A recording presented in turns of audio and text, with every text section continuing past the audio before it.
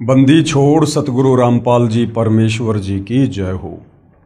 परमपिता परमात्मा सारी सृष्टि के रचनहार, कुल मालिक, असंख्य ब्रह्मांडों के स्वामी, जगत गुरु, तीनों लोकों में प्रवेश करके सबका धारण पोषण करने वाले राजाधिराज, आत्माधार, नाथों के नाथ, देवों के देव महादेव, सर्वेश्वर, महेश्वर, मृत्युंजय, अजरो अमर, आदि अनादि सनातनी प्रभु, जगत पिता जगदीश्वर, श्री श्री 1008 की उपाधि के वास्तविक अधिकारी, अकाल मूरत सौद स्वरूपी राम वासुदेव, सर्वगतम ब्रह्म, परम पूज्य, प्रथम पूज्य, परम संत, परम पुरुष, परम धनी, परम दयालु, सत्य कबीर, हक्का कबीर, अल्लाहु कबीर, अल्लाहु अकबर, बाखबर, अल्लाह ताला, जगत के तारणहार, जगत के मुक्तिदाता, जगत के जगन्नाथ, हारे के सहारे, हिंदुओं के राम, मुसलमानों के अल्लाह, सिखों के वाहिगुरु, ईसाइयों के मसीह, दया के सागर दयानिधि, करुणा के सागर करुणानिधि, स्वयंभू परिभू, संकट मोचन, कष्ट हरण, मंगल करण, दुख भंजन, अविगत कबीर, निर्विकार निर्विषम परमात्मा, अलय अलेख सतगुरु, आदि अनादि सतगुरु, असली मर्यादा पुरुषोत्तम, असली राम, असली कृष्ण, असली घनश्याम, असली मुरारी, राजाओं के राजा, महाराजाओं के महाराजा, शहंशाहों के शहंशाह, सम्राटों के सम्राट, भगवानों के भगवान, अल्लाहों के अल्लाह, प्रभुओं के प्रभु, मसीहों के मसीह, सच्चे वाहिगुरु, बाबाओं के बाबा, पीरों के पीर, सेठों के सेठ, जगत सेठ, साड़सा सेठ, सर्वगुण संपन्न, अनंत कोटि कलाओं के स्वामी, अनंत कोटि ब्रह्मांडों के नायक, योगियों में महायोगी, ध्यानियों में महाध्यानी, सिद्धों में परम सिद्ध, ज्ञानियों में तत्व ज्ञानी, ब्रह्म ज्ञानी, महाज्ञानी, परम ज्ञानी, सर्वश्रेष्ठ ज्ञानी, विज्ञानी, युवा कबीर, समरथ कबीर, असमवात, अमित ओझा, सच्चे रहनुमा, करीम अल्लाह, सुभान अल्लाह, दुनिया के अंतिम पैगंबर, 8 सितंबर 1951 से गांव धनाना, जिला सोनीपत, हरियाणा, भारतवर्ष की पावन भूमि पे प्रकट, रियल कल की भगवान श्री नारायण साकार हरि, श्री बाबा साहिब, नूर अनंत परमात्मा, सच्चे दरवेश, सच्चे बाखबर, संत श्रोमणी सतगुरु रामपाल जी परमेश्वर जी के चरण कमल में आप और हम सभी भाई बहनों का अनंत कोटि दंडवत प्रणाम।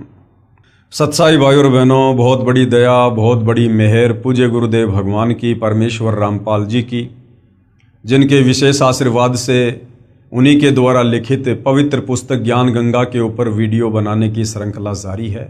इसी श्रृंखला में आज हमारा ये 10वें नंबर का वीडियो है।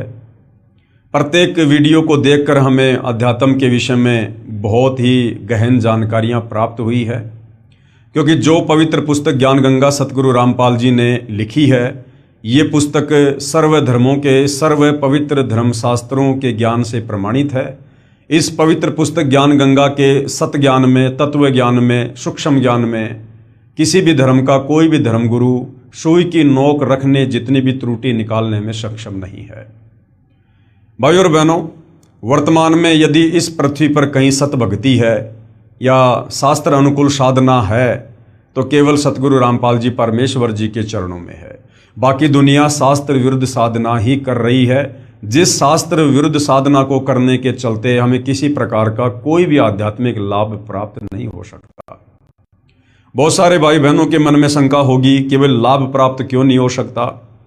हम तो सदियों से ब्रह्मा विष्णु महेश की परंपरागत पूजा करते आ रहे हैं। हम तो मंदिर में जाते हैं, मस्जिद में जाते हैं, चर्च में जाते हैं, गुरुद्वारे में जाते हैं, कावड़ लेकर आते हैं, मज़ारों पर चद्दर चढ़ाते हैं और हमें तो हर प्रकार के लाभ हो रहे हैं।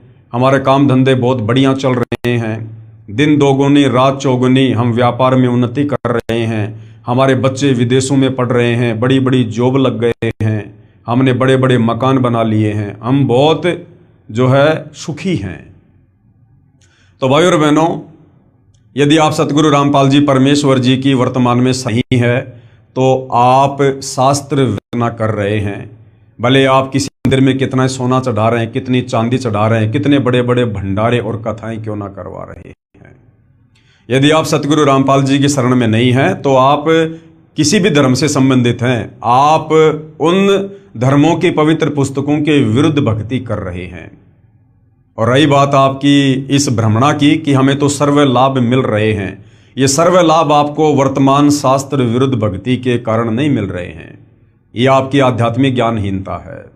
जब आप सतगुरु रामपाल जी के सत्संग सुनेंगे, सृष्टि रचना को सुनेंगे, तो आपको पता चलेगा कि शास्त्र विरुद्ध साधना करने के चलते भी व्यक्ति को जो लाभ होते हैं, वो लाभ उसके पूर्व जन्मों की भक्ति के पुण्यों के प्रतिफल में होते हैं। यानी आपका मनुष्य जन्म कोई प्रथम बार नहीं हुआ है। जब से हम परमपिता परमेश्वर कबीर साहिब से बिछुड़कर, सतलोक से बिछुड़कर इस काल के साथ यहाँ 21 ब्रह्मांड में आए हैं, तब से न जाने हमारे कितने अनंत करोड़ जन्म हो चुके हैं, जिनमें करोड़ों अरबों मनुष्य जन्म भी शामिल हैं। और उन मनुष्य जन्मों में ये कबीर परमात्मा रह रहकर आप और हमें संभालते रहते हैं, हमें सत भक्ति दान देते रहते हैं, हमें परमात्मा भक्ति से चार्ज करते रहते हैं। परंतु हम अंतिम श्वास तक मर्यादा में रहकर विश्वास के साथ भक्ति नहीं कर पाते, जिस कारण मोक्ष से वंचित रह जाते हैं। लेकिन वो भक्ति करने के चलते हमारी आध्यात्मिक बैटरी चार्ज हो जाती है और फिर अगले जन्मों में भले हम शत भक्ति नहीं करते हैं, हम किसी तत्वदर्शी संत की शरण में नहीं होते हैं, फिर भी हमें उन पूर्व जन्मों की सत भक्ति के कारण हमें सर्व लाभ मिलते रहते हैं। और हम ये सोचते हैं कि ये सर्व लाभ मुझे वर्तमान में जो मैं भक्ति कर रहा हूँ, उस भक्ति को करने के चलते मिल रहे हैं। तो भाई और बहनों, ऐसा बिल्कुल भी नहीं है। ये हमें परम संत के सत्संग सुनने से पता चलेगा, सृष्टि रचना को सुनने और समझने से पता चलेगा। तो भाई और बहनों, ये कलयुग है और हमारे जितने भी अच्छे कर्म थे, शुभ कर्म थे, जो पुण्य कर्म थे, वो हमने आज से पहले 3 युगों में, सतयुग, त्रेता, द्वापर में मनुष्य जन्म प्राप्त कर करके भोग लिए हैं। ज़्यादातर हमने खर्च कर दिए हैं। और वर्तमान में आप देखिएगा 90% लोग वर्तमान में भक्ति अवश्य करते हैं, वो चाहे किसी भी धर्म से संबंधित क्यों ना है, फिर भी उनकी दुर्गति हुई पड़ी है। देश का राजा भी उसी मंदिर में जाता है और देश का भिखारी भी उसी मंदिर के आगे भीख मांगता है। फिर दोनों में इतना अंतर क्यों? भाई और बहनों, दोनों ही शास्त्र विरुद्ध साधना कर रहे हैं। उस राजा के अभी पूर्व जन्मों के पुण्य चल रहे हैं, भिखारी के पूर्व जन्म के पुण्य समाप्त हो चुके हैं। और जिस दिन उस राजा के पुण्य समाप्त होंगे, उसकी भी ऐसी दुर्गति होगी, फिर आने वाले मनुष्य जन्म में या वर्तमान जन्म में भी हो सकती है।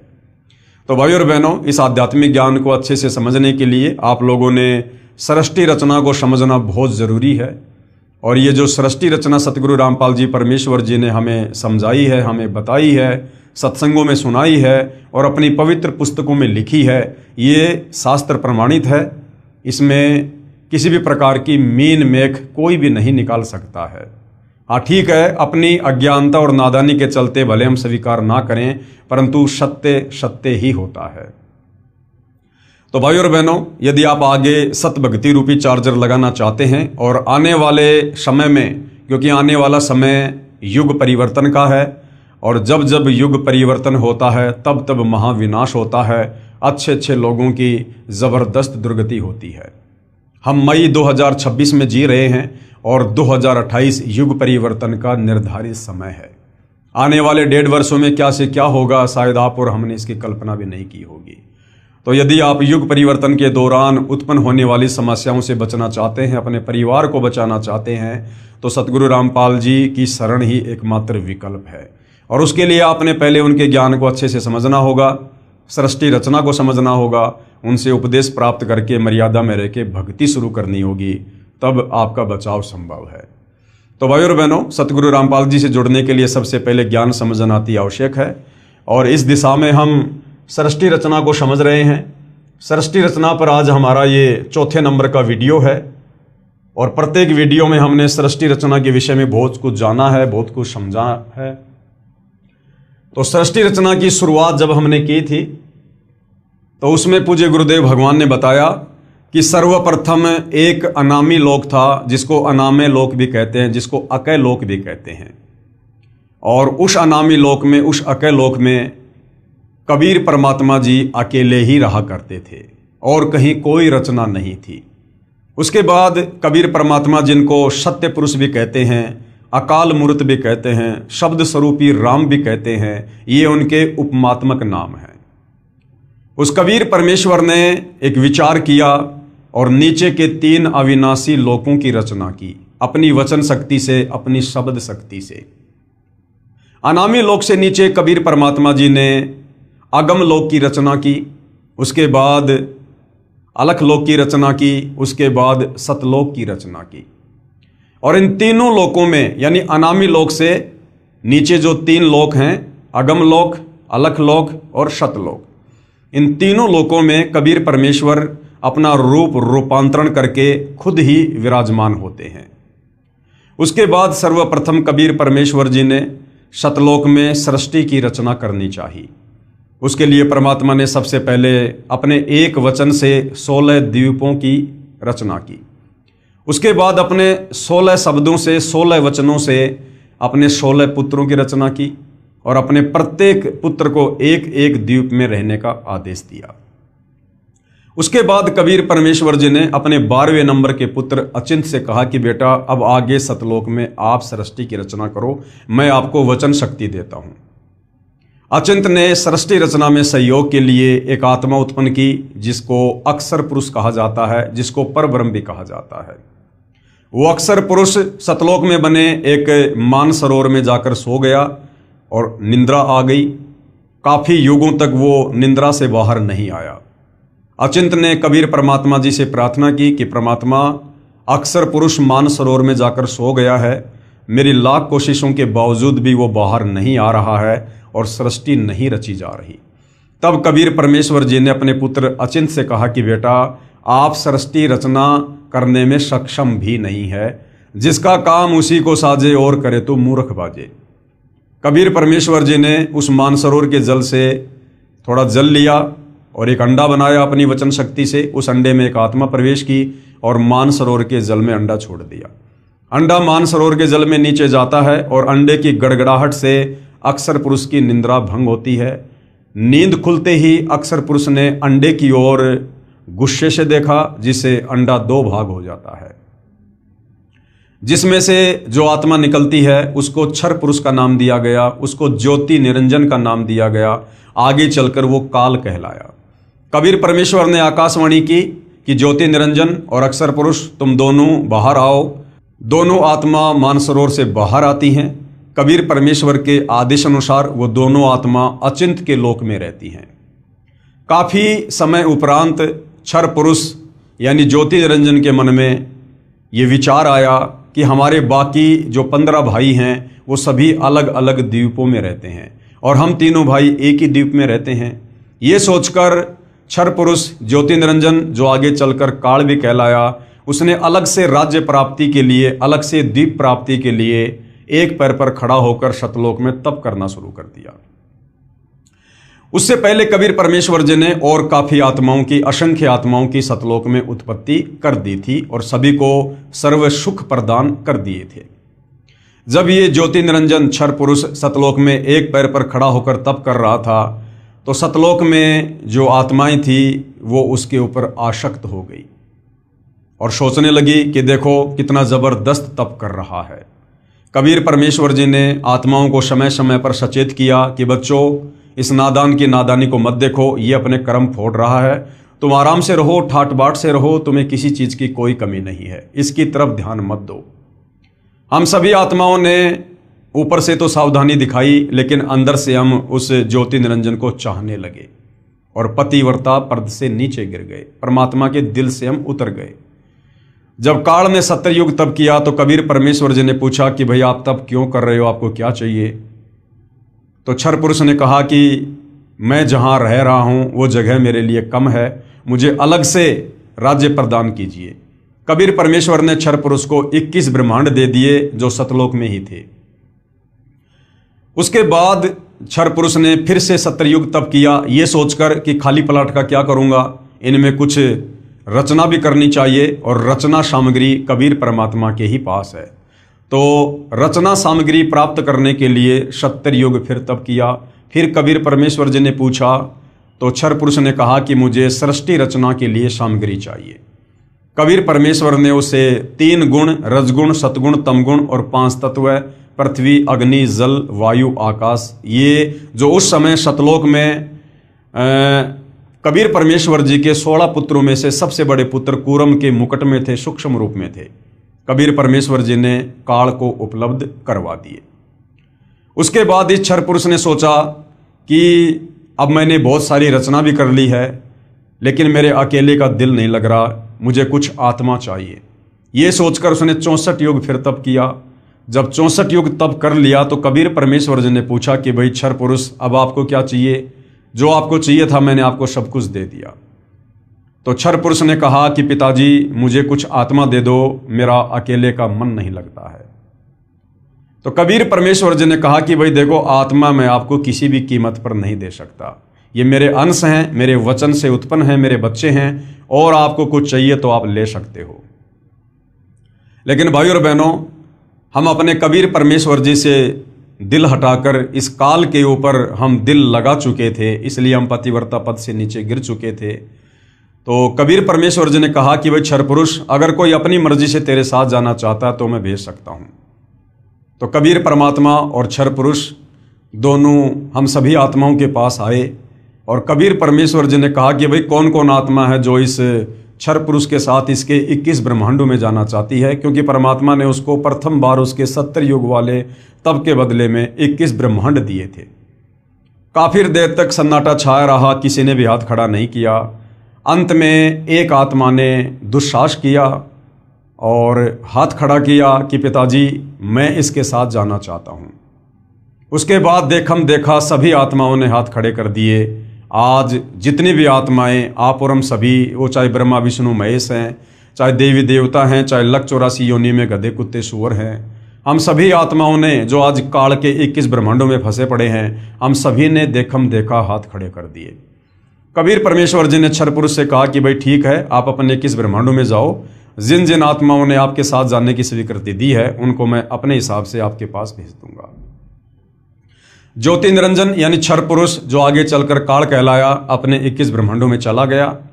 पीछे से कबीर परमेश्वर जी ने सर्वप्रथम हाथ खड़ा करने वाली आत्मा को एक सुंदर युवा लड़की बनाया और अपने पुत्र सहजदास से कहा कि बेटा, आप जाकर इसको ज्योति निरंजन के पास छोड़कर आ जाओ। सहजदास जी ने अपने पिता की आज्ञा पाकर और उस युवा लड़की को, जिसको आगे चलकर दुर्गा भी कहा गया, गीता में जिसको प्रकृति भी कहा गया है, जिसको अष्टंगी 8 भुजा वाली भी कहा गया है, उसे ज्योति निरंजन के पास छोड़ दिया और कहा कि पिताजी ने इसको शब्द शक्ति दे रखी है, आप जितनी आत्मा चाहोगे ये अपने वचन से उत्पन्न कर देगी। सहजदास वापस आ गया। लड़की का युवा शरीर देखकर, रूप रंग निखरा हुआ देखकर और ज्योति निरंजन क्षर पुरुष के मन में दोष उत्पन्न हुआ। उसने उस दुर्गा के साथ में जबरदस्ती करने का प्रयास किया, बलात्कार करने का प्रयास किया। दुर्गा ने बहुत समझाया कि भाई देखो, हम दोनों एक ही पिता की संतान हैं, हम दोनों भाई बहन हैं, आप मेरे बड़े भाई हो, आपकी उत्पत्ति पहले अंडे से हुई है, बाद में मेरी उत्पत्ति उसी परमात्मा ने अपने वचन से की है। आप मेरे बड़े भाई हो, मैं आपकी छोटी बहन हूँ, और भाई बहन का ये शारीरिक मिलन, ये मैथुन कर्म, ये महापाप का कारण बनेगा। लेकिन विषय वासनाओं के वशीभूत होने के कारण क्षर पुरुष ने उसकी एक नहीं सुनी और जबरदस्ती करने का प्रयास किया। तो दुर्गा ने सूक्ष्म रूप बनाकर उसके मुख के माध्यम से उसके पेट में जाकर शरण ली और पेट में जाकर दुर्गा ने अपने पिताजी कबीर भगवान से अर्ज की, प्रार्थना की कि हे पिता, मेरी रक्षा करो। कबीर परमेश्वर वहाँ अपने पुत्र जोगजित का रूप बनाकर जाते हैं और दुर्गा को उसके पेट से बाहर निकालते हैं और उसके बाद क्षर पुरुष यानी ज्योति निरंजन को श्राप देते हैं कि आज के बाद तेरा नाम काल होगा और तू प्रतिदिन 1 लाख मानव शरीरधारी आत्माओं का भक्षण किया करेगा, आहार किया करेगा। और आज अभी इसी समय तुझे सतलोक से 16 शंख कोश की दूरी पर निष्कासित किया जाता है। ये कहते ही इस क्षर पुरुष के 21 ब्रह्मांड दुर्गा सहित और दुर्गा के अंदर जितने भी आत्माएं प्रवेश थी, विमान की तरह चल पड़ा और सतलोक से 16 शंख कोश की दूरी पर आकर रुक गया। हालांकि बीच में थोड़ा सा प्रकरण आता है कि जब ये 21 ब्रह्मांड विमान की तरह सतलोक से बाहर जा रहे थे तो बाहर सीमा पर सहजदास का लोक आता है। वहाँ पर ही क्षर पुरुष ने अपने भाई से अर्ज की कि मेरे विमान को यहाँ पर उतार लो, परमात्मा जी से आप प्रार्थना करो, मेरे से बहुत बड़ी गलती हो गई है। जब सहजदास जी ने कबीर परमेश्वर जी से आज्ञा लेनी चाहिए तो कबीर परमात्मा ने मना कर दिया कि अगर उसको रोका तो मेरे से फिर बुरा कोई नहीं होगा। यानी परमेश्वर ने कहा कि मैं मन कर्म वचन से कहता हूँ उसको यहाँ से बाहर निष्कासित कर दो। सहदास ने कहा कि भैया मेरे बस की बात नहीं है, पिताजी ने मना कर दिया है। और सतलोक से 16 संकोश की दूरी पर इस काल के 21 ब्रह्मांड आकर स्थिर हो गए परमेश्वर की वचन शक्ति से, जिसको हम गुरुत्वाकर्षण शक्ति कहते हैं। उसके बाद भाई और बहनों, इस काल ने, क्षर पुरुष ने, ज्योति निरंजन ने दुर्गा के साथ में मनमानी करनी चाहिए और कहा कि अब मेरा कौन क्या बिगाड़ेगा, अब जो मन में आएगा वो मैं करूँगा, मुझे जो सज़ा मिलनी थी वो पिताजी ने दे दी है। दुर्गा ने फिर समझाया, बहुत कोशिश की, लेकिन ये नहीं माना। अंत में इसने दुर्गा के साथ में पति पत्नी व्यवहार किया और 3 पुत्रों की रचना की, ब्रह्मा की, विष्णु की और शंकर जी की। और अपने तीनों बेटों को एक एक गुण से युक्त कर दिया। रजगुण से ब्रह्मा जी को, सतगुण से विष्णु जी को, तमगुण से शंकर जी को। तीनों पुत्रों की उत्पत्ति करके ब्रह्मा जी को कमल के फूल के ऊपर बैठाकर अचेत कर दिया, विष्णु जी को शेषनाग की सैया के ऊपर लेटाकर अचेत कर दिया और शंकर जी को कैलाश पर्वत पर बैठाकर अचेत कर दिया। और दुर्गा से कहा कि दुर्गा, अब आज के बाद मैं प्रतिज्ञा करता हूं कि मैं किसी को भी अपने वास्तविक काल रूप में दर्शन नहीं दूंगा, क्योंकि मुझे परमात्मा जी ने श्राप दिया है। मुझे प्रतिदिन 1 लाख मानव शरीरधारी आत्माओं को खाना पड़ेगा। अगर मेरे इस दुष्कर्म का संसार में आत्माओं को पता चल गया तो फिर कोई भी मेरी पूजा नहीं करेगा और सब लोग यहाँ से बाहर निकलने का प्रयास करेंगे जब कभी कबीर परमात्मा इस लोक में ज्ञान समझाने आएंगे। तो काल ने एक अटल प्रतिज्ञा कर ली कि आज के बाद मैं अपने वास्तविक रूप में किसी को दर्शन नहीं दूंगा। और दुर्गा, अब आप इन तीनों बेटों के माध्यम से मेरे भोजन की व्यवस्था करो, सृष्टि की उत्पत्ति करो। दुर्गा ने काल का आदेश प्राप्त करके और अपने तीनों पुत्रों को सचेत कर दिया, आपस में उनको इकट्ठा कर दिया। उसके बाद में काल के आदेश से दुर्गा ने समुद्र मंथन के दौरान ब्रह्मा जी को 4 वेद दिए। जब ब्रह्मा जी ने वेदों को पढ़ा तो वेदों से पता चला कि कोई ब्रह्म है जो साकार है, सशरीर है, तेजोमय शरीर है और साधना करने से वो मिलता है। उससे पहले दुर्गा कहा करती थी कि पुत्रों, मैं तुम्हारी माँ हूँ, मैं तुम्हारा पिता हूँ। लेकिन जब ब्रह्मा जी ने वेद पढ़े और वेदों में पढ़ा कि कोई परमात्मा अलग है, तो ब्रह्मा जी ने कहा कि माँ, वेदों में तो लिखा है कि ब्रह्म कोई और है, आप कह रही हो कि ब्रह्म मैं ही हूँ, मैं तुम्हारी माँ हूँ, मैं तुम्हारा पिता हूँ। तो दुर्गा ने सच बताना पड़ा और दुर्गा ने कहा कि बेटा, तुम्हारा पिता है लेकिन वो तुम्हें दर्शन नहीं देगा। ये बात सुनकर ब्रह्मा जी को अपनी माता की बातों पर अविश्वास हो गया और ब्रह्मा ने सोचा कि मैं अपने पिता के दर्शन करूंगा। ये सोचकर ब्रह्मा जी उत्तर दिशा की ओर चल दिए, जहां पर अंधेरा ही अंधेरा था। जाने से पहले दुर्गा ने कहा कि बेटा, अगर तुझे तेरे पिता ब्रह्म ने दर्शन नहीं दिए तो तू क्या करेगा? ब्रह्मा ने कहा कि मैं आपको अपनी शक्ल नहीं दिखाऊंगा। 4 युग तक ब्रह्मा जी ने ध्यान लगाया, परंतु काल यानी ब्रह्म ने उसको दर्शन नहीं दिए।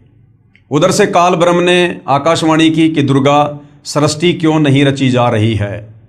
तो दुर्गा ने कहा कि आपका बड़ा बेटा ब्रह्मा आपकी खोज करने के लिए गया हुआ है। तो ब्रह्म ने कहा, यानी काल ने कहा कि उस ब्रह्मा को वापस बुलाओ, मैं दर्शन नहीं दूंगा। दुर्गा ने अपनी शब्द शक्ति से गायत्री नाम की एक लड़की उत्पन्न की और कहा कि अपने भाई ब्रह्मा को लेकर आओ किसी भी प्रकार से। गायत्री चली जाती है। ब्रह्मा जी समाधि में थे।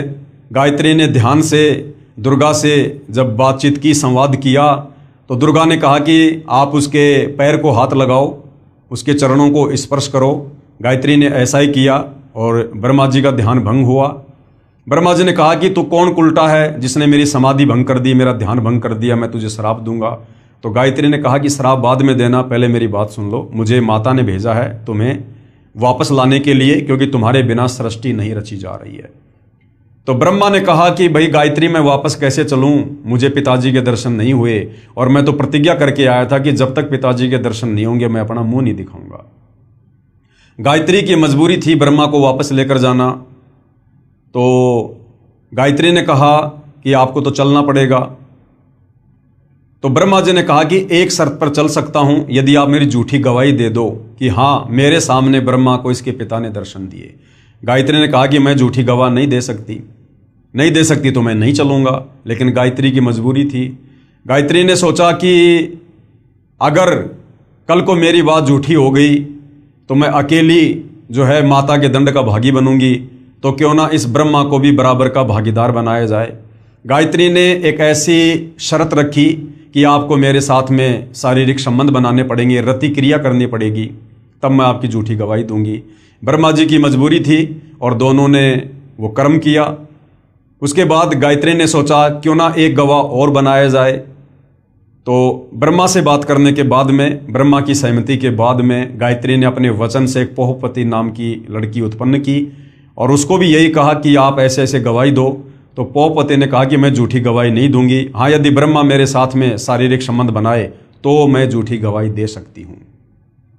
उसके बाद पोहपति के साथ ब्रह्मा जी ने शारीरिक संबंध बनाए और ब्रह्मा जी ने दोनों को बता दिया था, यदि माता जी पूछे कि तुम्हारा पिता कैसा है, दिखने में कैसा है, तो वेदों में वर्णित परमेश्वर की व्याख्या ब्रह्मा जी ने पहले ही उनको बता दी कि ऐसे कह देना कि परमात्मा मानव सदृश है, नर रूप है, तेजोमय शरीर है। और तीनों दुर्गा के पास में जाते हैं। दुर्गा ने कहा कि बेटा तुझे तेरे पिता ने दर्शन दिए? तो ब्रह्मा जी ने कहा कि हाँ मुझे मेरे पिता के दर्शन हुए। दुर्गा ने कहा कि कोई प्रमाण दो, कोई सबूत दो, कोई गवाह बताओ। तो ब्रह्मा ने कहा कि इन दोनों के सामने मुझे पिता ने दर्शन दिए। जब दुर्गा ने उन दोनों से जानना चाहा तो दोनों ने कहा कि हाँ हमारे सामने दर्शन दिए। उधर से दुर्गा ने सोचा कि ब्रह्म यानी काल मुझे तो कह रहा था कि मैं किसी को दर्शन नहीं दूंगा और ये कह रहे हैं कि मुझे दर्शन दे दिए। वो थोड़ी सी नाराज हुई और उसने ध्यान लगाया तो काल ने आकाशवाणी की कि दुर्गा ये तीनों झूठ बोल रहे हैं, मैंने इनको किसी प्रकार से कोई दर्शन नहीं दिए। यह आकाशवाणी सभी ने सुनी, सबके सिर नीचे हो गए और उसके बाद में दुर्गा ने ब्रह्मा यानी अपने बड़े बेटे को श्राप दिया कि जग में तेरी पूजा नहीं होगी और तेरे वंशज यानी ब्राह्मण धर्मगुरु जो वेदों को पढ़ेंगे, वेदों को ना समझकर आगे लोगों को ज्ञान देंगे, गुमराह करेंगे, वो भी तेरे जैसे झूठे होंगे, पाखंडी होंगे। दुनिया को गुमराह करना उनका परमो धर्म होगा। उसके बाद में दुर्गा ने अपने दूसरे नंबर के बेटे विष्णु से कहा कि बेटा आप भी अपने पिता के दर्शन कर लो, कहीं बाद में फिर आप जी बीच में समाधि लगा के बैठ जाओगे। तो विष्णु जी भी अपने पिता के दर्शन के लिए पाताल लोक में चल दिया। पाताल लोक में शेषनाग था। शेषनाग ने देखा कि मेरे लोक में ये मेरी अनुमति के बिना कौन बेधड़क आ रहा है। तो शेषनाग ने अपने 1000 फणों से विष छोड़ दिया, जिसके चलते विष्णु जी का पूरा शरीर नीला हो गया, काला हो गया। विष्णु जी ने जैसे ही उसके साथ युद्ध करना चाहा तो काल ने आकाशवाणी की कि बेटा इसका बदला मैं तुझे द्वापर युग में दूंगा, तो श्री कृष्ण रूप में जाएगा और ये काली दह में कालेंद्री नाम का नाग होगा, उस समय मैं तुझे इसका बदला दूंगा। विष्णु जी वापस आ गए, अपनी माँ को आके सब कुछ सच सच बता दिया कि मुझे मेरे पिता के दर्शन नहीं हुए। दुर्गा बड़ी प्रसन्न हुई और कहा बेटा तू सतवादी होगा और जग में तेरी पूजा होगी। उसके बाद में अपने तीसरे पुत्र शंकर जी को भी दुर्गा ने कहा कि बेटा आप भी अपने पिता के दर्शन करने का प्रयास कर लो, तुम्हारे दोनों भाइयों को तो पिता ने दर्शन दिए नहीं। शंकर जी इस मामले में थोड़े समझदार निकले। उन्होंने कहा कि माता जब मेरे दोनों बड़े भाइयों को मेरे पिता ने दर्शन नहीं दिए तो फिर मैं व्यर्थ में क्यों प्रयास करूं। हे माँ मुझे ऐसा वरदान दे दो कि मैं अमर हो जाऊं, कभी ना मरूं। तो दुर्गा ने कहा कि बेटा इस 21 ब्रह्मांड में ये अमरत्व का वरदान नहीं मिल सकता, यहाँ जिसका जन्म हुआ है उसकी मृत्यु निश्चित है। लेकिन शंकर जी को ध्यान लगाने की विधि बताई, जिसके चलते शंकर जी की उम्र अपने दोनों भाइयों से 7 गुना ज़्यादा है। उसके बाद भाइयों और बहनों, काल के आदेश से दुर्गा ने समुद्र मंथन पर अपने तीनों पुत्रों ब्रह्मा विष्णु महेश को भेज दिया और कहा कि समुद्र मंथन में जो भी वस्तु निकले उसकी मुझे जानकारी देना और उनको अलग अलग रखना। समुद्र मंथन हुआ। दुर्गा समुद्र में जाकर अपने 3 रूप बनाती है। 3 लड़कियों के रूप में दुर्गा प्रकट होती है, बाहर भी खड़ी हुई है। और जब 3 लड़कियां लेकर ब्रह्मा विष्णु महेश बाहर आते हैं तो दुर्गा ने कहा कि सबसे पहले कौन सी लड़की आई? तो कहा जी ये वाली आई। तो दुर्गा ने उसका नाम सावित्री रखा और उसकी शादी ब्रह्मा जी के साथ कर दी। दूसरी का नाम लक्ष्मी रखा और विष्णु जी को दे दी। तीसरी का नाम पार्वती रखा और शंकर जी के साथ में शादी कर दी और तीनों को अपने अपने लोक में भेज दिया और तीनों को एक एक गुण से युक्त कर दिया। ब्रह्मा जी को रजोगुण से युक्त कर दिया, जिसके चलते तीनों लोकों के प्राणी रजोगुण के प्रभाव से संतान उत्पत्ति करते हैं। विष्णु जी को सतोगुण से युक्त कर दिया, जिस सतोगुण के प्रभाव के चलते सभी आपस में मोह ममता में बंधे हुए हैं। शंकर जी को तमोगुण से युक्त कर दिया, जिसके चलते फिर मनमुटाव, राग द्वेष, ईर्ष्या, लड़ाई झगड़े यानी संहार का कार्य तमोगुण के कारण शंकर जी करते हैं। और इस प्रकार से इस काल के 21 ब्रह्मांड की सृष्टि चल रही है। कुल मिला के भाइयों और बहनों बात यह है कि इस काल को प्रतिदिन 1 लाख मानव शरीरधारी स्त्री या पुरुषों के सूक्ष्म शरीर से निकली वासना को खाने का श्राप लगा हुआ है, जिसके चलते ये गुप्त ऊपर 21वें ब्रह्मांड में रहता है, जहाँ पर इसने तपतशिला बना रखी है, जीवों को भून भून के खाता है और अपने तीनों पुत्रों की ब्रह्मा विष्णु महेश की जो है ड्यूटी लगा रखी है अपने भोजन के लिए, आप और हम मानव शरीरधारी प्राणियों की उत्पत्ति करने की। तो भाई और बहनों, और यहाँ कुछ भी लेना देना नहीं है। काल ने केवल अपने भोजन के लिए सारी व्यवस्था कर रखी है और हम सभी प्राणी समय समय पर अपने कर्मों का दंड भोगने के लिए कभी लक 84 योनि में गधे कुत्ते सुअर बनते हैं, कभी नरक में जाते हैं, कभी स्वर्ग में जाते हैं। और इसी प्रकार से जन्म मृत्यु का सिलसिला, लक 84 योनियों का सिलसिला, ये लगातार अनंत युगों से चलता आ रहा है। इस काल की चक्की से बाहर निकालने के लिए, इन कष्टों से बाहर निकालने के लिए वो कबीर परमात्मा, सारी सृष्टि का मालिक, सतलोक से चलकर स्वयं ही यहाँ पर समय समय पर आता है। उसके बाद भाइयों और बहनों, इस काल को 21 ब्रह्मांड सहित बाहर निकालने के बाद सतलोक में जो एक और आत्मा थी, परब्रह्म, जिसको अक्षर पुरुष भी कहते हैं, उस अक्षर पुरुष के मन में आया कि क्षर पुरुष ज्योति निरंजन जो 21 ब्रह्मांड सहित सतलोक से चला गया है, वो बहुत सुख भोग रहा होगा। अक्षर पुरुष उसकी याद में रहने लगा, भक्ति भी करने लगा, लेकिन व्याकुल रहने लगा, चिंतित रहने लगा उस काल की याद में। और भी बहुत सारी आत्माएं जो सतलोक में थी, वो आत्माएं भी ये सोचकर कि काल ब्रह्म के साथ जितनी भी आत्मा उसके 21 ब्रह्मांड में गई हैं, वो तो बड़े सुख भोग रही होंगी, ये सोचकर उनके मन में भी दोष आ गया कि काश हम भी चले जाते तो हम भी ना जाने क्या क्या सुख भोगते। जबकि यहाँ हम लोग गधे कुत्ते सुअर बनकर टट्टी खा रहे हैं, लैट्रिन खा रहे हैं, नरक का कष्ट भोग रहे हैं, जन्म मृत्यु के चक्कर में हैं, अकाल मृत्यु मर रहे हैं, गरीबी में, भिखारीपन में, दारिद्र्य में जी रहे हैं। तो बाकी जितने भी आत्माओं के मन में दोष आया और अक्षर पुरुष के मन में दोष आया, उसके चलते वो भी पतिव्रता पद से नीचे गिर गए। कबीर परमेश्वर ने उनको भी सतलोक से बाहर करना जरूरी था। और फिर ठीक उसी प्रकार से कबीर परमेश्वर जी ने अक्षर पुरुष को यानी परब्रह्म को भी 7 शंख ब्रह्मांड दे दिए। और सर्वप्रथम अक्षर पुरुष के साथ उसके 7 शंख ब्रह्मांडों में जाने के लिए जिस आत्मा ने स्वीकृति दी, उसकी एक युवा लड़की बना दी, जिसका नाम ईश्वरी माया रखा। और बाकी सभी आत्माओं को सूक्ष्म रूप में ईश्वरी माया के अंदर जो है वो प्रवेश करके और अक्षर पुरुष के पास में भिजवा दिया। लेकिन अक्षर पुरुष ने और ईश्वरी माया ने वो गलती नहीं की जो गलती काल और दुर्गा ने सतलोक में की थी, जबरदस्ती शारीरिक संबंध बनाने की। यानी शारीरिक संबंध बनाने का प्रयास किया लेकिन सफल नहीं हो पाए। लेकिन अक्षर पुरुष ने ईश्वरी माया की सहमति से अपने नाखूनों से उसको स्त्री इंद्री लगाई और मैथुन क्रिया की, जिसके चलते अक्षर पुरुष के लोक में जीवों को भूनकर नहीं खाया जाता है, जीवों को जो है वो तपतशिला का कष्ट नहीं दिया जाता है। बाकी सारे के सारे कष्ट जो 21 ब्रह्मांड में है, काल के लोक में है, जैसे जन्म और मृत्यु, लक 84 योनियों का कष्ट, नरक का कष्ट, ये जो का त्यों अक्षर पुरुष के लोक में भी आत्माओं को दिया जाता है। तो भाइयों और बहनों, इस प्रकार से कबीर परमेश्वर जी ने 7 शंख ब्रह्मांड अक्षर पुरुष को और 21 ब्रह्मांड इस काल को देकर सतलोक से निष्कासित किया। उसके बाद रह रहकर कबीर परमेश्वर जी इस काल के 21 ब्रह्मांड में आते हैं, अक्षर पुरुष के 7 शंख ब्रह्मांड में जाते हैं। हम आत्माओं को सतलोक में की गई अपनी गलती सृष्टि रचना सुनाकर याद दिलाते हैं और हमें उनके बंधन से छुड़वाते हैं। जो जो आत्माएं उनके ज्ञान को स्वीकार कर लेती है, उनकी भक्ति स्वीकार कर लेती है और आजीवन मर्यादा में रहकर भक्ति करती है, उन आत्माओं को परमेश्वर वापस सतलोक लेकर जाते हैं। तो भाई और बहनों, यहाँ जो सृष्टि रचना चल रही है, जो सतगुरु रामपाल जी ने अपने सत्संगों में सुनाई है और अपनी पवित्र पुस्तकों में लिखी है, इसका समर्थन सर्वधर्मों के सर्व पवित्र धर्मशास्त्र भी कर रहे हैं।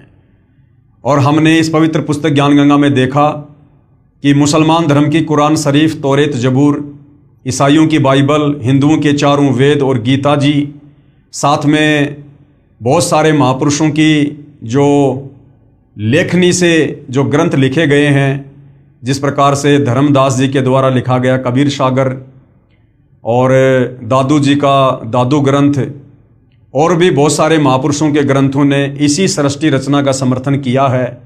जो सृष्टि रचना कबीर परमेश्वर 650 साल पहले बनारस के काशी में बताया करते थे, जिस समय उनको अनपढ़ कहकर रिजेक्ट कर दिया गया था, आज उसी सृष्टि रचना को हमारे सर्व धर्मों के धर्मशास्त्र समर्थन दे रहे हैं।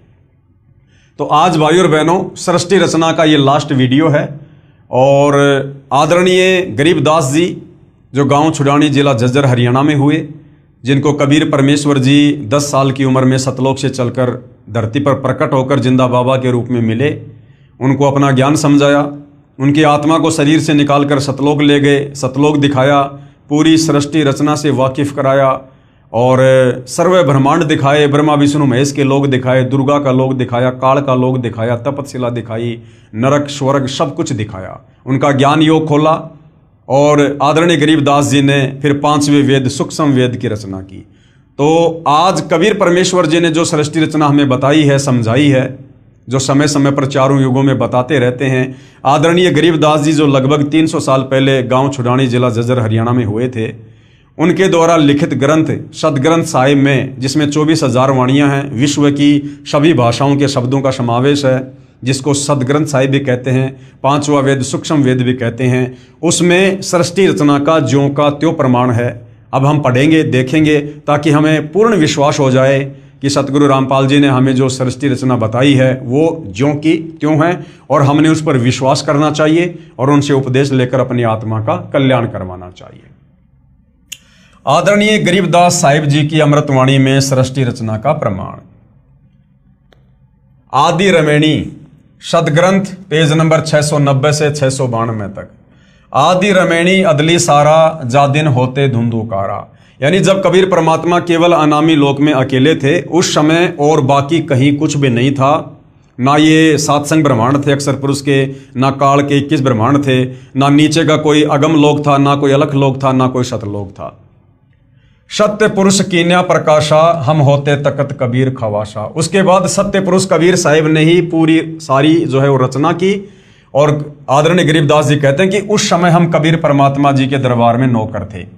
यानी भाइयों और बहनों, जब हम भक्ति मार्ग में आगे बढ़ेंगे तो हमें पता चलेगा कि आदरणीय गरीबदास जी की भूमिका, एक भगत की भूमिका भी कबीर परमात्मा ने इस अध्यात्म को समझाने के लिए और 5वें वेद सूक्ष्म वेद सदग्रंथ साहिब की रचना करवाने के लिए खुद ही भूमिका की थी। मन मोहिनी सिरजी माया सत्य पुरुष एक ख्याल बनाया। मन मोहिनी सिरजी माया, यानी सतलोक में कबीर परमेश्वर जी ने जब ये काल तप कर रहा था, 21 ब्रह्मांड दे दिए थे, तो सबसे पहले 21 ब्रह्मांड में जाने के लिए जिस आत्मा ने हाथ खड़ा किया था, कबीर परमात्मा ने एक सुंदर युवा मन मोहिनी लड़की का रूप उसको दिया, जिसको माया भी कहते हैं, दुर्गा भी कहते हैं, और वो काल के पास में परमात्मा ने भेजी थी। तो कहते हैं मन मोहिनी सिरजी माया और सत्य पुरुष एक ख्याल बनाया। धर्मराय सिरजे दरबानी 64 जुग तब सेवा ठानी। और इस धर्मराय यानी काल की उत्पत्ति भी परमात्मा ने अंडे से की थी और उसके 64 युग के बदले में कबीर परमेश्वर ने उसको आत्माएं दी थी। पुरुष पृथ्वी जाकू दीनी, यानी 21 ब्रह्मांड परमात्मा ने उसको दिए।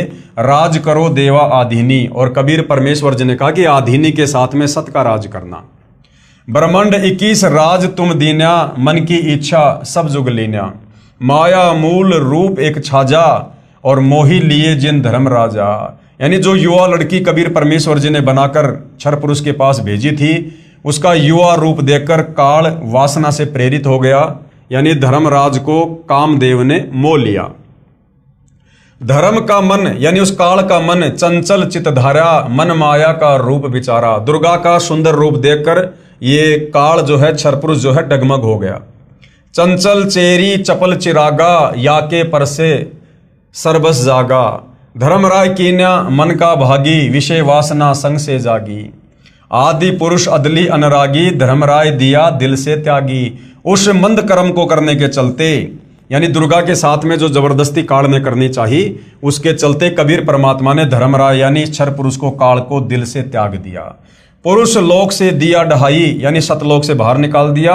अगम दीप चली आए भाई। सहज दास जिस दीप रहनता। जब ये काल 21 ब्रह्मांड सही सतलोक से जा रहा था तो आगे चलकर सहज दास का लोक था, वहां पर इसने अपना विमान रोकने की सहज दास से प्रार्थना की। कारण कौन कौन कुलपन था। धर्मराय बोले दरबानी। इस काल ने, जिसको धर्मराय भी कहते हैं क्षर पुरुष, ये बोला सुनो सहज दास ब्रह्मज्ञानी कि हे बड़े भाई मेरी बात सुनो। 64 युग हम सेवा कीनी। मैंने 64 युग तक एक पैर पे खड़ा होकर तप किया। पुरुष पृथ्वी हमको दीनी। तब परमात्मा ने मुझे ये अलग से राज्य दिया। चंचल रूप भया मन मोरा। उस युवा लड़की को देखकर मेरा मन चंचल हो गया और मैंने बदतमीजी की। मन मोहिनी ठगिया भोरा। और उसने मुझे ठग लिया, यानी मैं उसके ऊपर आसक्त हो गया, जिस कारण से परमात्मा जी नाराज हो गए। सत्य पुरुष के ना मन भाए, यानी कबीर परमात्मा के मैं दिल से उतर गया, उनके मन नहीं भाया। पुरुष लोक से हम चली आए और मेरे को सतलोक से बाहर निकाल दिया।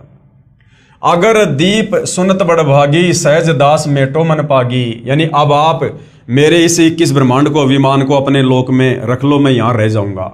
बोले सहज दास दिलदानी, हम तो चाकर सत सहदानी। सहज दास जी बोले भाई मैं तो कबीर परमात्मा का नौकर हूं, सत्य पुरुष से अर्ज गुजारूं तब तुम्हारा विमान उतारूं। पहले मैं कबीर भगवान से, सत्य पुरुष से प्रार्थना करूंगा, अगर उनकी आज्ञा होगी तो मैं तेरे विमान को यहां पर रोकूंगा। सहज दास को किया पियाना। सहज दास कबीर परमेश्वर जी के पास में गए, सत्य लोक लिया परवाना, यानी सतलोक के लिए चल दिए। सत्य पुरुष साहिब सरभंगी, अविगत अदली अचल अभंगी। यानी कबीर परमेश्वर की उन्होंने तरह तरह से महिमा की। धर्मराय तुमरा दरबानी, कि एक वो क्षर पुरुष, वो धर्मराय आपके दरबार का नौकर। अगर दीप चली गए प्राणी, कौन हुक्म अदली एक साचा। हे कबीर परमात्मा मेरे लिए क्या आदेश है, उसके विमान को रोकना है या नहीं रोकना है। विषय लोक जा तीन्यू बाचा। कबीर परमात्मा ने कहा कि उसको विषय लोक में जाने दो, उसको यहां से बाहर निकलने दो। तीन्यू बाचा यानी मन कर्म वचन से कहता हूं, उसको यहां से निकालो। सहज विमान चले अधिकाई, छिन में अगर दीप चली आई। सहज दास पल भर में वहां से वापस आ गया। हम तो अर्ज करी अनुरागी, कि भाई ज्योति निरंजन मैंने तो सत्य पुरुष से अर्ज की थी तुम विषय लोक जाओ बड़भागी, लेकिन परमात्मा ने मना कर दिया, तुम विषय लोक में जाओ। धर्मराय के चले विमाना, और 21 ब्रह्मांड विमान की तरह वहां से चल पड़े। मान सरोवर आए प्राणा। उसके बाद सतलोक में एक मान सरोवर है, वहां पर वो विमान आया। मान सरोवर रहन न पाए। काल ने वहां पर रहने की कोशिश की, लेकिन परमात्मा ने वहां भी नहीं रहने दिया। दरे कबीरा थाना लाए। वहां पर कबीर परमात्मा खुद ही बैठे हुए थे। बंकनाल की विस्मी बाटी, तहां कबीरा रोकी घाटी। इन पांचों मिल जगत बंधाना, लख 84 जीव संताना। उसके बाद भाइयों और बहनों, आगे की जो सृष्टि है उसका आपको ज्ञान है ही, कि किस प्रकार से इस काल ने अपने भोजन के लिए और दुर्गा से अपने 3 पुत्रों की रचना की, तीनों को एक एक गुण से युक्त कर दिया, और हम जीवों की उत्पत्ति और संहार करवा के किस प्रकार से ये काल अपनी 21 ब्रह्मांड की सृष्टि चला रहा है। तो कहते हैं इन पांचों मिल जगत बंधाना। इन पांचों यानी काल, दुर्गा और तीनों इनके बेटे ब्रह्मा विष्णु महेश, इन पांचों ने मिलकर पूरे संसार को मूर्ख बना रखा है। सबको कर्म बंधन में, लख 84 में, जन्म मरण में बांध रखा है। इन पांचों मिल जगत बंधाना, लख 84 जीव संताना। लख 84 में जीवों को यातना दे रहे हैं। ब्रह्मा विष्णु महेश और माया, धर्मराय का राज पठाया। ये ब्रह्मा विष्णु और महेश और इनकी माता माया, ये दुर्गा, ये चारों मिलकर ये धर्मराय यानी काल के राज्य को चला रहे हैं। यो खोकापुर झूठी बाजी, ये काल का 21 ब्रह्मांड, इसको खोकापुर कहा गया है। और भिस्त बैकुंठ दगासी साजी, और इसने जो नरक सुरग बना रखे ना, केवल हमारे को धोखा देने के लिए। कृत्रिम जीव बुलाने भाई, निज घर की तो खबर न पाई। और हमारे को एक कृत्रिम जीव बना दिया, आत्माओं के ऊपर ये चोला लगा के हमारे को जन्मने और मरने वाले जीवों की संज्ञा में लाके खड़ा कर दिया। और निज घर की तो खबर न पाई, और हमारा जो वास्तव में जो घर है सतलोक, उसकी अब किसी को खबर नहीं लगने देता कि तुम कहाँ से आए थे, क्यों आए थे, क्या तुमने गलती करी थी जिस कारण से तुम यहाँ पर फंसे पड़े हो, इसकी खबर नहीं लगने दे रहा। 1.25 लाख उपजे नित हंसा। 1.25 लाख जीवों की उत्पत्ति दुर्गा काल के लिए रोजाना करती है। 1 लाख विनसे नित हंसा, और 1 लाख को ये काल रोजाना खाता है। उत्पत्ति खपती परले केरी, हर शोक जोरा जमजेरी। यानी जन्म मरण और ये दुख, ये सारे यहाँ पर काल के जो कष्ट हैं वो दिए जा रहे हैं। पांचों तत्व हैं परले माही, सतगुण रजगुण तमगुण झाई। आठों अंग मिली है माया, पिंड ब्रह्मंड सकल भरमाया। याम में सुरती शब्द की डोरी, पिंड ब्रह्मंड लगी है खोरी। श्वासा पारस मन गए राखो, खोले कपाट अमीर चाखो। यानी कबीर परमेश्वर जी आकर जो श्वासों का नाम देते हैं, सतनाम देते हैं, उससे फिर हमारा ज्ञान योग खुलता है और हमें यहाँ से बाहर निकलने का रास्ता मिलता है। सुनाऊं हंस शब्द सुनदासा, अगम दीप है अग है बासा। फिर कबीर परमेश्वर तत्वदर्शी संत के रूप में आते हैं और हमें फिर वास्तविक ज्ञान बताते हैं, भक्ति देते हैं और हमें फिर अगम दीप यानी सबसे आगे का जो दीप है, जो सतलोक है, हमें उसकी जानकारी देते हैं। भव सागर जमदंड जमाना, धर्मराय का है तलबाना। पांचों ऊपर पद की नगरी, बाट विहंगम बंकी डगरी। इन पांचों के ऊपर दुर्गा काल और ब्रह्मा विष्णु महेश के ऊपर वो वास्तविक वो नगर है, सतलोक है, जहां पर जाना इतनी आसान बात नहीं है। हमरा धर्मराय से दावा, भवसागर में जीव भरमावा। कबीर परमेश्वर का जो है इस धर्मराज यानी काल के साथ में एग्रीमेंट है। हम तो कहें अगम की वाणी, जहां अविगत अदली आप बिनानी। बंदी छोड़ हमारा नामम, अजर अमर है अस्तिर ठामर। जुगन जुगन हम कहते आए, जम जोरा से हंस छुड़ाए। यानी युगों युगों से हम यहाँ पर आ रहे हैं, सृष्टि रचना बता रहे हैं, ज्ञान समझा रहे हैं। जम यानी काल, जोरा यानी मौत, इससे हम जीवों को छुटाने का प्रयास करते हैं। जो कोई माने शब्द हमारा, जो हमारे ज्ञान को स्वीकार कर लेता है, भवसागर नहीं भर में धारा, वो दोबारा काल के किस ब्रह्मांड में नहीं आता, उसका मोक्ष हो जाता है। याम में सुरती शब्द का लेखा, तन अंदर मन कहो किन देखा। दास गरीब अगम की वाणी, खोजा हंसा शब्द सैदानी। उपरोक्त अमृतवाणी का भावार्थ है कि आदरणीय गरीबदास साहिब जी ने भी यही कहा है कि यहाँ पहले केवल अंधकार था तथा पूर्ण परमात्मा कबीर साहिब जी सतलोक में तख्त सिंहासन पर विराजमान थे। हम वहाँ चाकर थे यानी नौकर थे। परमात्मा ने ज्योति निरंजन को उत्पन्न किया, फिर उसके तप के प्रतिफल में 21 ब्रह्मांड प्रदान किए। फिर माया यानी प्रकृति, जिसको दुर्गा भी कहते हैं, उसकी उत्पत्ति की। युवा दुर्गा के रूप पर मोहित होकर ज्योति निरंजन यानी ब्रह्म ने दुर्गा यानी प्रकृति से बलात्कार करने की चेष्टा की। ब्रह्म यानी काल को उसकी सजा मिली, उसे सतलोक से निकाल दिया तथा श्राप लगा कि 1 लाख मानव शरीरधारी प्राणियों का प्रतिदिन आहार करेगा, 1.25 लाख उत्पन्न करेगा। यहाँ सभी प्राणी जन्म मृत्यु का कष्ट उठा रहे हैं। यदि कोई पूर्ण परमात्मा का वास्तविक शब्द, सच्चा नाम जाप मंत्र हमारे से प्राप्त करेगा, उसको काल की बंद से छुड़वा देंगे। हमारा बंदी छोड़ नाम है, यानी जो काल के कर्म बंधनों से छुड़वा दे, सतलोक में भेज दे, उसको कहते हैं बंदी छोड़। आदरणीय गरीबदास जी अपने गुरु व प्रभु कबीर परमात्मा के आधार पर कह रहे हैं कि सच्चे मंत्र अर्थात सतनाम व सार शब्द की प्राप्ति कर लो, पूर्ण मोक्ष हो जाएगा। नहीं तो नकली नामदाता संतों व महंतों की मीठी मीठी बातों में फंसकर शास्त्र विधि रहित साधना करके काल जाल में रह जाओगे, फिर कष्ट पर कष्ट उठाओगे। कहने का मतलब भाई और बहनों, हमें सृष्टि रचना पर विश्वास हो, इसके लिए महापुरुषों की जो है ये बातें बताई जा रही हैं। तो आदरणीय गरीबदास जी के सदग्रंथ साहिब में भी सृष्टि रचना का ज्यों का त्यों प्रमाण है। संत गरीबदास जी कृत अमर ग्रंथ के अध्याय हंस परमहंस की कथा की वाणी नंबर 37 और 43 में क्या कहा गया है सृष्टि रचना को लेकर। माया आदि निरंजन भाई, और अपने जाए आपे खाई। ये दुर्गा, ये माया, ये खुद ही पैदा करती है और खुद ही ये काल के पास में भोजन के लिए भेज देती है। यानी कहने का मतलब है भाई और बहनों, ये खुद ही पैदा करते हैं। ये काल और दुर्गा, ब्रह्मा विष्णु महेश को भी पैदा किया, फिर उसके बाद आप और हम सभी जीवों को पैदा किया। यानी हम सब यहाँ 21 ब्रह्मांड में काल और दुर्गा की संतान हैं, इसी से उत्पन्न हैं। और ये फिर सबको तपस्या पे भून भून के खाते हैं सबको। एक सत्संग में गुरुदेव ने बताया कि ये दुर्गा भी, ये दुर्गा और काल, ये दोनों जीवों को खाते हैं, दोनों के दोनों। क्योंकि मालिक ने बताया जब घर में भोजन बनता है तो पत्नी भी खाती है। तो ये काल की 21 ब्रह्मांड की जो सृष्टि है, उसके जो घटिया नियम हैं, जो कर्म हैं, उसके बारे में बताया जा रहा है, ताकि हमारी आस्था यहाँ से हटे कि ये माया यानी दुर्गा और ये निरंजन यानी काल, ये दोनों हमें उत्पन्न करते हैं जीवों को और दोनों ही खाते हैं। ब्रह्मा विष्णु महेश चेला, ओम सोहम का है खेला। शिखर शून्य में धर्म अन्यायी, जिन शक्ति डायन महल पठाई। शिखर शून्य में यानी 21वें ब्रह्मांड के टॉप मोस्ट पैलेस पर, उस ब्रह्मलोक में शिखर शून्य में सबसे ऊपर 21 ब्रह्मांड में ये धर्म यानी ये काल अन्यायी रहता है। जिन शक्ति डायन महल पठाई, और जिसने दुर्गा को यहाँ पर जीवों की उत्पत्ति और जो है प्रलय के लिए यहाँ पर एक जिम्मेदारी दे रखी, एक नौकरी दे रखी है। लाख ग्रास से नित उठ दूती, और ये दुर्गा क्या करती है, ये प्रतिदिन 1 लाख को मारती है अपने पति के भोजन के लिए। माया आदि तकत की कुत्ती, 1.25 लाख गढ़िए नित भांडे, और 1.25 लाख की रोजाना उत्पत्ति करती है। हंसा उत्पत्ति प्रलय डांडे।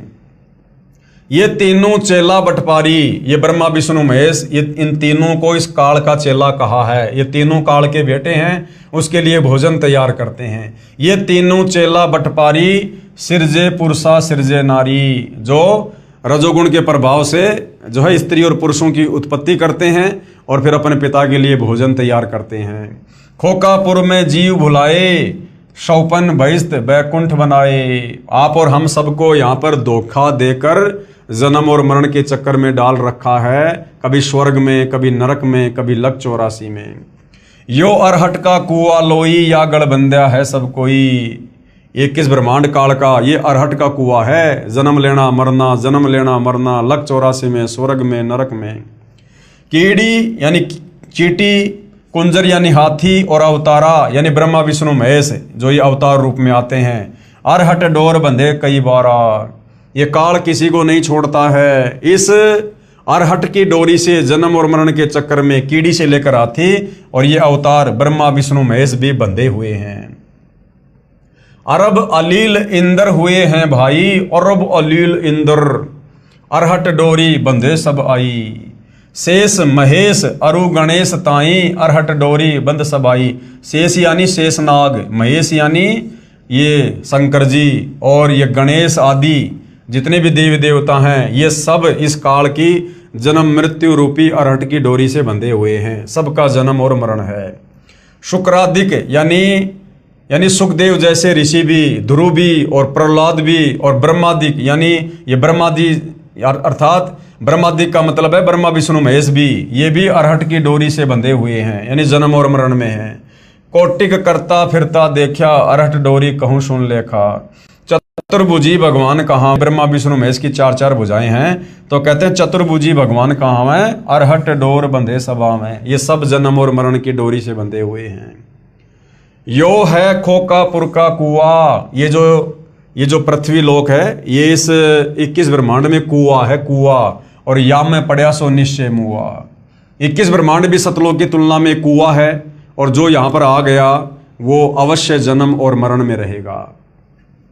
आगे क्या बताया गुरुदेव भगवान ने, ज्योति निरंजन यानी काल बलि के वश होकर ये तीनों देवता रजगुण ब्रह्मा, सतगुण विष्णु, तमगुण शिव अपनी महिमा दिखाकर जीवों को स्वर्ग नरक तथा भवसागर में लक 84 योनियों में भटकाते रहते हैं। ज्योति निरंजन यानी काल अपनी माया से नागिनी की तरह जीवों को पैदा करते हैं और फिर मार देते हैं। जिस प्रकार नागिनी अपनी दुम से अंडों के चारों ओर कुंडली बनाती है, फिर उन अंडों पर अपना फन मारती है, जिससे अंडा फूट जाता है, उसमें से बच्चा निकल जाता है, उसको नागिनी खा जाती है।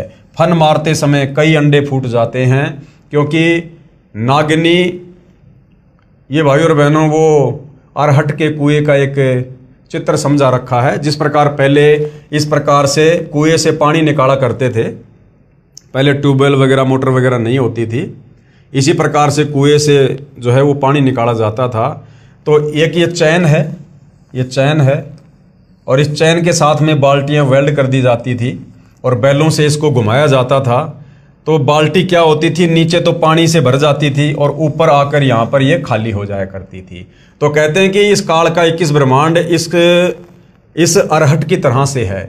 हम इस पृथ्वी लोक पर आते हैं, यहाँ पर मनुष्य जन्म प्राप्त करते हैं, जैसा भी धर्म कर्म करते हैं, भक्ति करते हैं, थोड़े बहुत हम पुण्य प्राप्त करते हैं, पाप प्राप्त करते हैं, यहाँ से अपने पाप और पुण्य का थैला भर के और ऊपर जाते हैं स्वर्ग में, महास्वर्ग में, वहाँ पर अपनी भक्ति को खर्च करके फिर वापस मनुष्य जन्म प्राप्त करके इस पृथ्वी लोक पर आ जाते हैं। कभी हम यहाँ पर लक 84 योनियों में चींटी बनते हैं, कभी हाथी बनते हैं, और कभी ब्रह्मा विष्णु महेश बनते हैं, कभी स्त्री और पुरुष बनते हैं। तो ये जन्म मरण का चक्कर, पाप पुण्य का खेल इसी प्रकार से काल के 21 ब्रह्मांड में चलता रहता है। आगे क्या बताया है? उस नागिनी के बहुत सारे अंडे होते हैं, जो अंडे फूटते हैं उनमें से बच्चे निकलते हैं। यदि कोई बच्चा कुंडली यानी सर्प की दुम का घेरा से बाहर निकल जाता है तो वह बच्चा बच जाता है, नहीं तो कुंडली में वह नागिनी छोड़ती नहीं है। जितने बच्चे उस कुंडली के अंदर होते हैं उन सबको खा जाती है। जो साधक यानी जो भगत ब्रह्म यानी काल ब्रह्म यानी ज्योति निरंजन और देवी दुर्गा तथा ब्रह्मा विष्णु शिव तथा अन्य देवताओं तक की भक्ति करते हैं, वे काल ब्रह्म रूपी नागिनी के घेरे यानी जन्म मरण के चक्कर में काल रोक में रह जाते हैं, जिनको काल ज्योति निरंजन खाता है। यानी काल की भक्ति यानी गीता जी में जो ब्रह्म भक्ति बताई है, जिसका ओम मंत्र है, चाहे तो ये ब्रह्म की भक्ति कर लो, चाहे दुर्गा की कर लो, चाहे ब्रह्मा विष्णु महेश की भक्ति कर लो, चाहे नीचे के देवी देवताओं की भक्ति कर लो, ये 21 ब्रह्मांड की भक्ति है। इस भक्ति से हम बाहर नहीं निकल सकते, जन्म मरण के चक्कर में रहेंगे और काल हर बार हमें तपशिला पर भून भून के इसी प्रकार से खाएगा। माया काली नागिनी अपने जाए खात और कुंडली में छोड़े नहीं, 100 बातों की बात। इसी प्रकार ये काल बलि का जाल है, इस काल का जाल है। निरंजन तक की भक्ति पूरे संत से नाम लेकर करेंगे तो भी इस निरंजन की कुंडली 21 ब्रह्मांड से बाहर नहीं निकल सकते। अगर आप सतगुरु रामपाल जी से केवल इस काल तक की भक्ति लेकर भक्ति करोगे, केवल ओम नाम की भक्ति करोगे, प्रथम मंत्र लोगे, तो भी आप इसके जन्म और मरण के चक्कर से बाहर नहीं निकल सकते। हाँ, यदि आपने सतगुरु रामपाल जी से, तत्वदर्शी संत से अगर भक्ति का पूरा कोर्स ले लिया, प्रथम मंत्र प्राप्त कर लिया जिसमें काल ब्रह्मा विष्णु महेश और दुर्गा सबके मंत्र हैं, उसके बाद यदि आपने शतनाम भी प्राप्त कर लिया और तीसरा मंत्र सार नाम प्राप्त कर लिया और फिर सार शब्द आपको प्राप्त हुआ, तो आप इस काल के अरहट के कुएं से, जन्म मरण के चक्कर से बाहर निकल सकते हैं। स्वयं ब्रह्मा विष्णु महेश आदि माया शेरा वाली भी निरंजन की कुंडली में है, यानी ब्रह्मा विष्णु महेश को भी ये काल बलि तपशिला पर भून भून के खाता है। ये बेचारे अवतार धार कर आते हैं और जन्म मृत्यु का चक्कर काटते रहते हैं। इसलिए विचार करें, सोहम जाप जो कि ध्रुव और प्रहलाद व सुखदेव ऋषि ने जपा, वह भी पार नहीं हुए, क्योंकि श्री विष्णु पुराण के प्रथम अंश के अध्याय 12 के श्लोक नंबर 93 में पेज नंबर 51 पर लिखा है कि ध्रुव केवल एक कल्प अर्थात 1000 चतुर्युग तक ही मुक्त है, इसलिए काल लोक में ही रहे तथा ओम नमः भागवते वासुदेवाय मंत्र का जाप करने वाले भगत भी श्री कृष्ण तक की भक्ति कर रहे हैं, वे भी 84 लाख योनियों के चक्कर काटने से नहीं बच सकते। यह परम पूज्य कबीर साहिब जी व आदरणीय गरीबदास साहिब जी महाराज की वाणी प्रत्यक्ष प्रमाण देती है। कहने का मतलब भाई और बहनों, आदरणीय गरीबदास जी महाराज जी ने भी बिल्कुल क्लियर कर दिया है कि भैया जब तक आपको तत्वदर्शी संत नहीं मिलता है, और तत्वदर्शी संत की भूमिका निभाने के लिए कबीर परमात्मा सत्य पुरुष सतलोक से चलकर खुद ही आते हैं, और जब आप तत्वदर्शी संत की शरण में आ जाओगे, उनके बताए अनुसार उनसे उपदेश प्राप्त करके मर्यादा में रहकर आजीवन भक्ति करोगे, तब कहीं जाकर आप इस काल के 21 ब्रह्मांड से, इस जेल से निकलकर अमरधाम सचखंड सतलोक में जा सकते हो। और जब तक आप सतलोक में नहीं जाओगे, क्योंकि बाकी जितने भी संत महात्मा आचार्य शंकराचार्य किसी भी धर्म के मुल्ला मौलवी पादरी हैं, वो सब के सब शास्त्र विरुद्ध साधना ही करते हैं, काल के जाल में बने रहने वाली साधना ही करते हैं। उनकी भक्ति साधना में आप चाहे कितना जप कर लो, कितने मंत्र जाप कर लो, कितना दान धर्म कर लो, कितने ही भंडारे कर लो, कितना ही कुछ कर लो, आप काल के जाल में ही रहोगे। अनंत कोटि अवतार हैं माया के गोविंद, करता हो अवतरे बहुर पड़े जग फंद। अनंत कोटि अवतार हैं, यानी ब्रह्मा विष्णु महेश के करोड़ों अवतार हो चुके हैं। ये सब माया के गोविंद हैं, यानी माया के अधीन है, इस दुर्गा और काल के अधीन है। और करता हो अवतरे रामकृष्ण रूप में, ये यहाँ पर जो है ये करतार बन के आते हैं, भगवान बन के, और अंत में इनकी दुर्गति होती है, बहुर पड़े जमफंद, वापस फिर ये काल के जाल में फंसे रहते हैं। जिस प्रकार त्रेता युग में श्री रामचंद्र जी की अंत में कैसे मृत्यु हुई, वो इतने दुखी हो गए, इतने दुखी हो गए, उनकी पत्नी धरती में समा गई, उनके बच्चे उनके विरोधी हो गए, और अंत में श्री रामचंद्र जी ने सरयू नदी में आत्महत्या करनी पड़ी, जिसको हम समाधि कहते हैं कि जिंदा समाधि ले ली, जल समाधि ले ली। उन्होंने अंत में आत्महत्या करनी पड़ी दुखी होकर। तो ये काल बलि इस प्रकार से इन अवतारों की दुर्गति करता है। द्वापर युग में श्री कृष्ण जी आए, आजीवन लड़ाई झगड़ों में रहे, उनकी आंखों के सामने महाभारत हो गया, उनके रिश्तेदार मर गए, करोड़ों लोग मरे, 56 करोड़ यादव दुर्वासा के श्राप के कारण मर गए, और उसी श्राप के चलते अंत में श्री कृष्ण जी का भी अंत हुआ। बालिया नाम के शिकारी ने उनके पैर में जहरीला तीर मारा, तड़प तड़प कर उनकी मृत्यु हुई। तो ये काल अपने पुत्रों को और अवतारों को भी नहीं बख्शता है। सत्य पुरुष कबीर साहिब जी की भक्ति से ही जीव मुक्त हो सकता है। यानी ये जीव काल के 21 ब्रह्मांड से कैसे मुक्त होगा? सत्य पुरुष कबीर साहिब जी की भक्ति से। सत्य पुरुष कबीर साहिब जी की भक्ति से। और सत्य पुरुष कबीर साहिब जी की भक्ति कौन बताता है? तत्वदर्शी संत। और वर्तमान में वह तत्वदर्शी संत कौन है? सतगुरु रामपाल जी।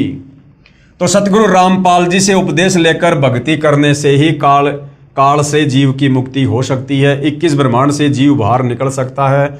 दूसरा कोई विकल्प, कोई तरीका नहीं है। जब तक जीव सतलोक में वापस नहीं चला जाएगा, तब तक काल लोक में इसी तरह कर्म करेगा और की हुई नाम व दान धर्म की कमाई स्वर्ग रूपी होटलों में समाप्त करके वापस कर्म आधार से 84 लाख प्रकार के प्राणियों के शरीर में कष्ट उठाने वाले काल लोक में चक्कर काटता रहेगा। माया यानी दुर्गा से उत्पन्न होकर करोड़ों गोविंद यानी ब्रह्मा विष्णु शिव मर चुके हैं।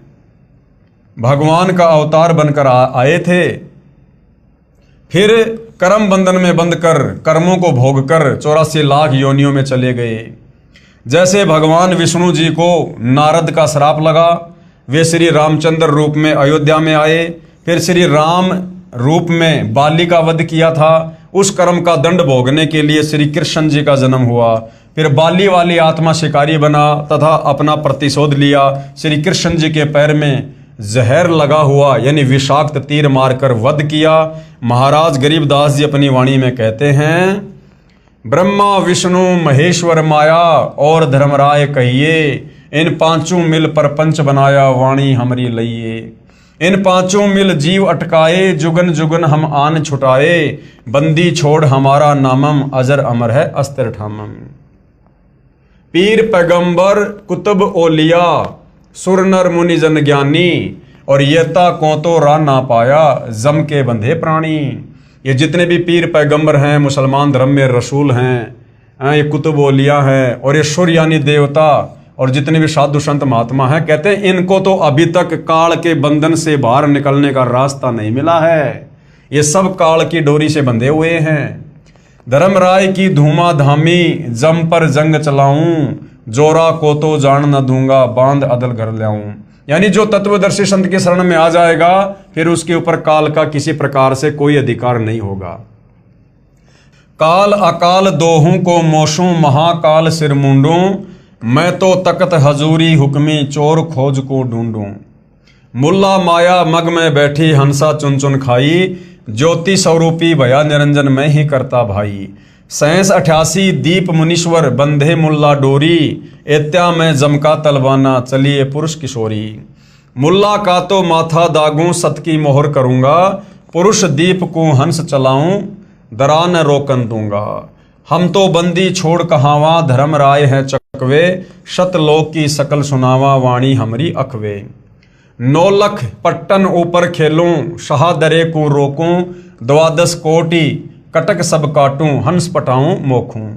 14 भुवन गमन है मेरा, जलथल में सरबंगी, खालिक खलक खलक में खालिक, अविगत अचल अभंगी। अगर अलील चक्कर है मेरा, जित से हम चल आए, पांचों पर परवाना मेरा, बंदी छुटावन धाये। जहां ओकार निरंजन नाही, ब्रह्मा विष्णु वेद नहीं जाए, जहां करता नहीं काल भगवाना, काया माया पिंड ना प्राणा। 5 तत्व तीनों गुण नाही, ये सतलोक के बारे में बताया जा रहा है। और जोरा काल दीप नहीं जाही, अमर करूं सतलोक पठाऊं, ताते बंदी छोड़ कहाऊं। इसका हिंदी अनुवाद गुरुदेव भगवान ने यहां पर किया है। कबीर परमेश्वर यानी कबीर देव की महिमा बताते हुए आदरणीय गरीबदास साहिब जी कह रहे हैं कि हमारे प्रभु कबीर देव बंदी छोड़ हैं। बंदी छोड़ का भावार्थ है काल की कारागार से यानी जेल से छुटवाने वाला। काल ब्रह्म के 21 ब्रह्मांडों में सभी प्राणी पापों के कारण काल के बंदी हैं। पूर्ण परमात्मा यानी कबीर देव कबीर साहिब पाप का विनाश कर देते हैं। पापों का विनाश न ब्रह्म कर सकता, न परब्रह्म कर सकता, ना ही ब्रह्मा विष्णु महेश कर सकते। केवल जैसा कर्म है उसका वैसा ही फल देते हैं। इसलिए यजुर्वेद अध्याय 5 के मंत्र 32 में लिखा है कबीर अंगारी असी, यानी कबीर परमात्मा ही पापों का नाश करता है। कबीर यानी कबीर देव कबीर परमेश्वर। अग अरी यानी पापों का शत्रु है। बम्भारी असी, बम्भारी यानी बंधनों का, अरी यानी शत्रु अर्थात बंधनों का शत्रु यानी बंदी छोड़ है। इन पांचों यानी ब्रह्मा विष्णु शिव और माया और धर्मराय से ऊपर सत्य पुरुष परमात्मा कबीर देव हैं जो शतलोक का मालिक है। से सर्व परब्रह्म ब्रह्म तथा ब्रह्मा विष्णु महेश व आदि माया नाशवान परमात्मा है। केवल कबीर परमात्मा जो शतलोक का मालिक है वही अविनाशी है। वो कभी काल में नहीं आता, कभी भी उनकी मृत्यु नहीं होती है, उनका जन्म नहीं होता है, वे स्वयंभू हैं। बाकी चाहे ब्रह्म यानी काल हो, चाहे परब्रह्म अक्षर पुरुष हो, चाहे ये ब्रह्मा विष्णु महेश हो, चाहे दुर्गा हो, इन सब का जन्म और मरण जो है लगातार जारी है। ये सब नाशवान है। महाप्रलय में ये सब तथा इनके लोक समाप्त हो जाएंगे।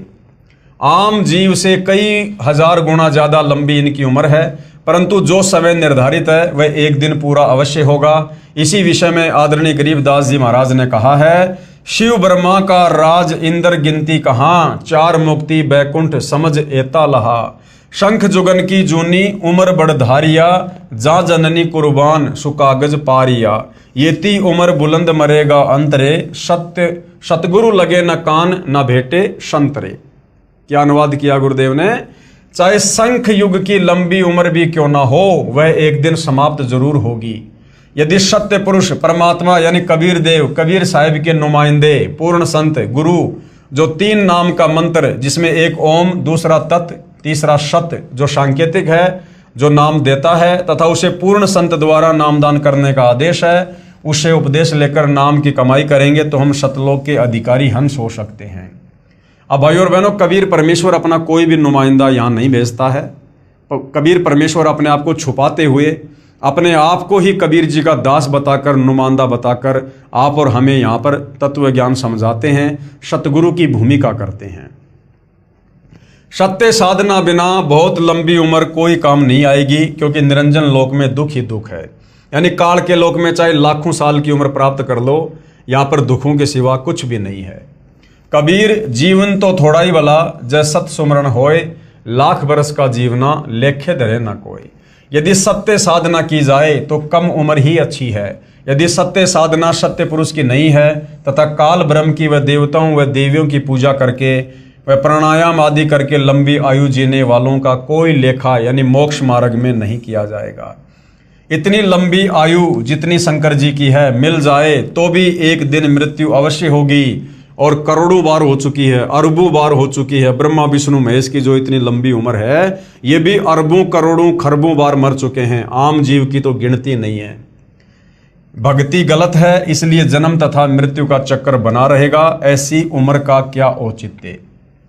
कबीर साहिब अपनी यानी पूर्ण ब्रह्म की जानकारी स्वयं ही बताते हैं कि इन परमात्माओं से ऊपर यानी ब्रह्मा विष्णु महेश से ऊपर, दुर्गा से ऊपर, ब्रह्म से ऊपर, परब्रह्म से ऊपर असंख्य भुजा का परमात्मा सत्य पुरुष है जो सतलोक सचखंड सतधाम में रहता है तथा उसके अंतर्गत सर्वलोक यानी इस ब्रह्म काल के 21 ब्रह्मांड व ब्रह्मा विष्णु शिव आदि के लोक तथा परब्रह्म यानी अक्षर पुरुष के 7 संग ब्रह्मांड व अन्य सभी ब्रह्मांड आते हैं, और वहां पर शतनाम शारनाम के जाप द्वारा जाया जाएगा जो पूरे गुरु से प्राप्त होता है। और पूरा गुरु वर्तमान में धरती पर केवल सतगुरु रामपाल जी है। सचखंड यानी सतलोक में जो आत्मा चली जाती है उसका पुनर्जन्म नहीं होता, यानी वो आत्मा फिर वापस काल के लोक में नहीं आती है, और ना सतलोक में कभी वो मृत्यु में आती है। केवल एक बार जन्म होता है, उसके बाद फिर मृत्यु कभी नहीं होती है। सत्य पुरुष यानी पूर्ण ब्रह्म कबीर साहिब कबीर देव ही अन्य लोकों में स्वयं ही भिन्न भिन्न नामों से विराजमान है। जैसे अलख लोक में अलख पुरुष, अगम लोक में अगम पुरुष और अकय लोक में अनामी पुरुष रूप में विराजमान हैं।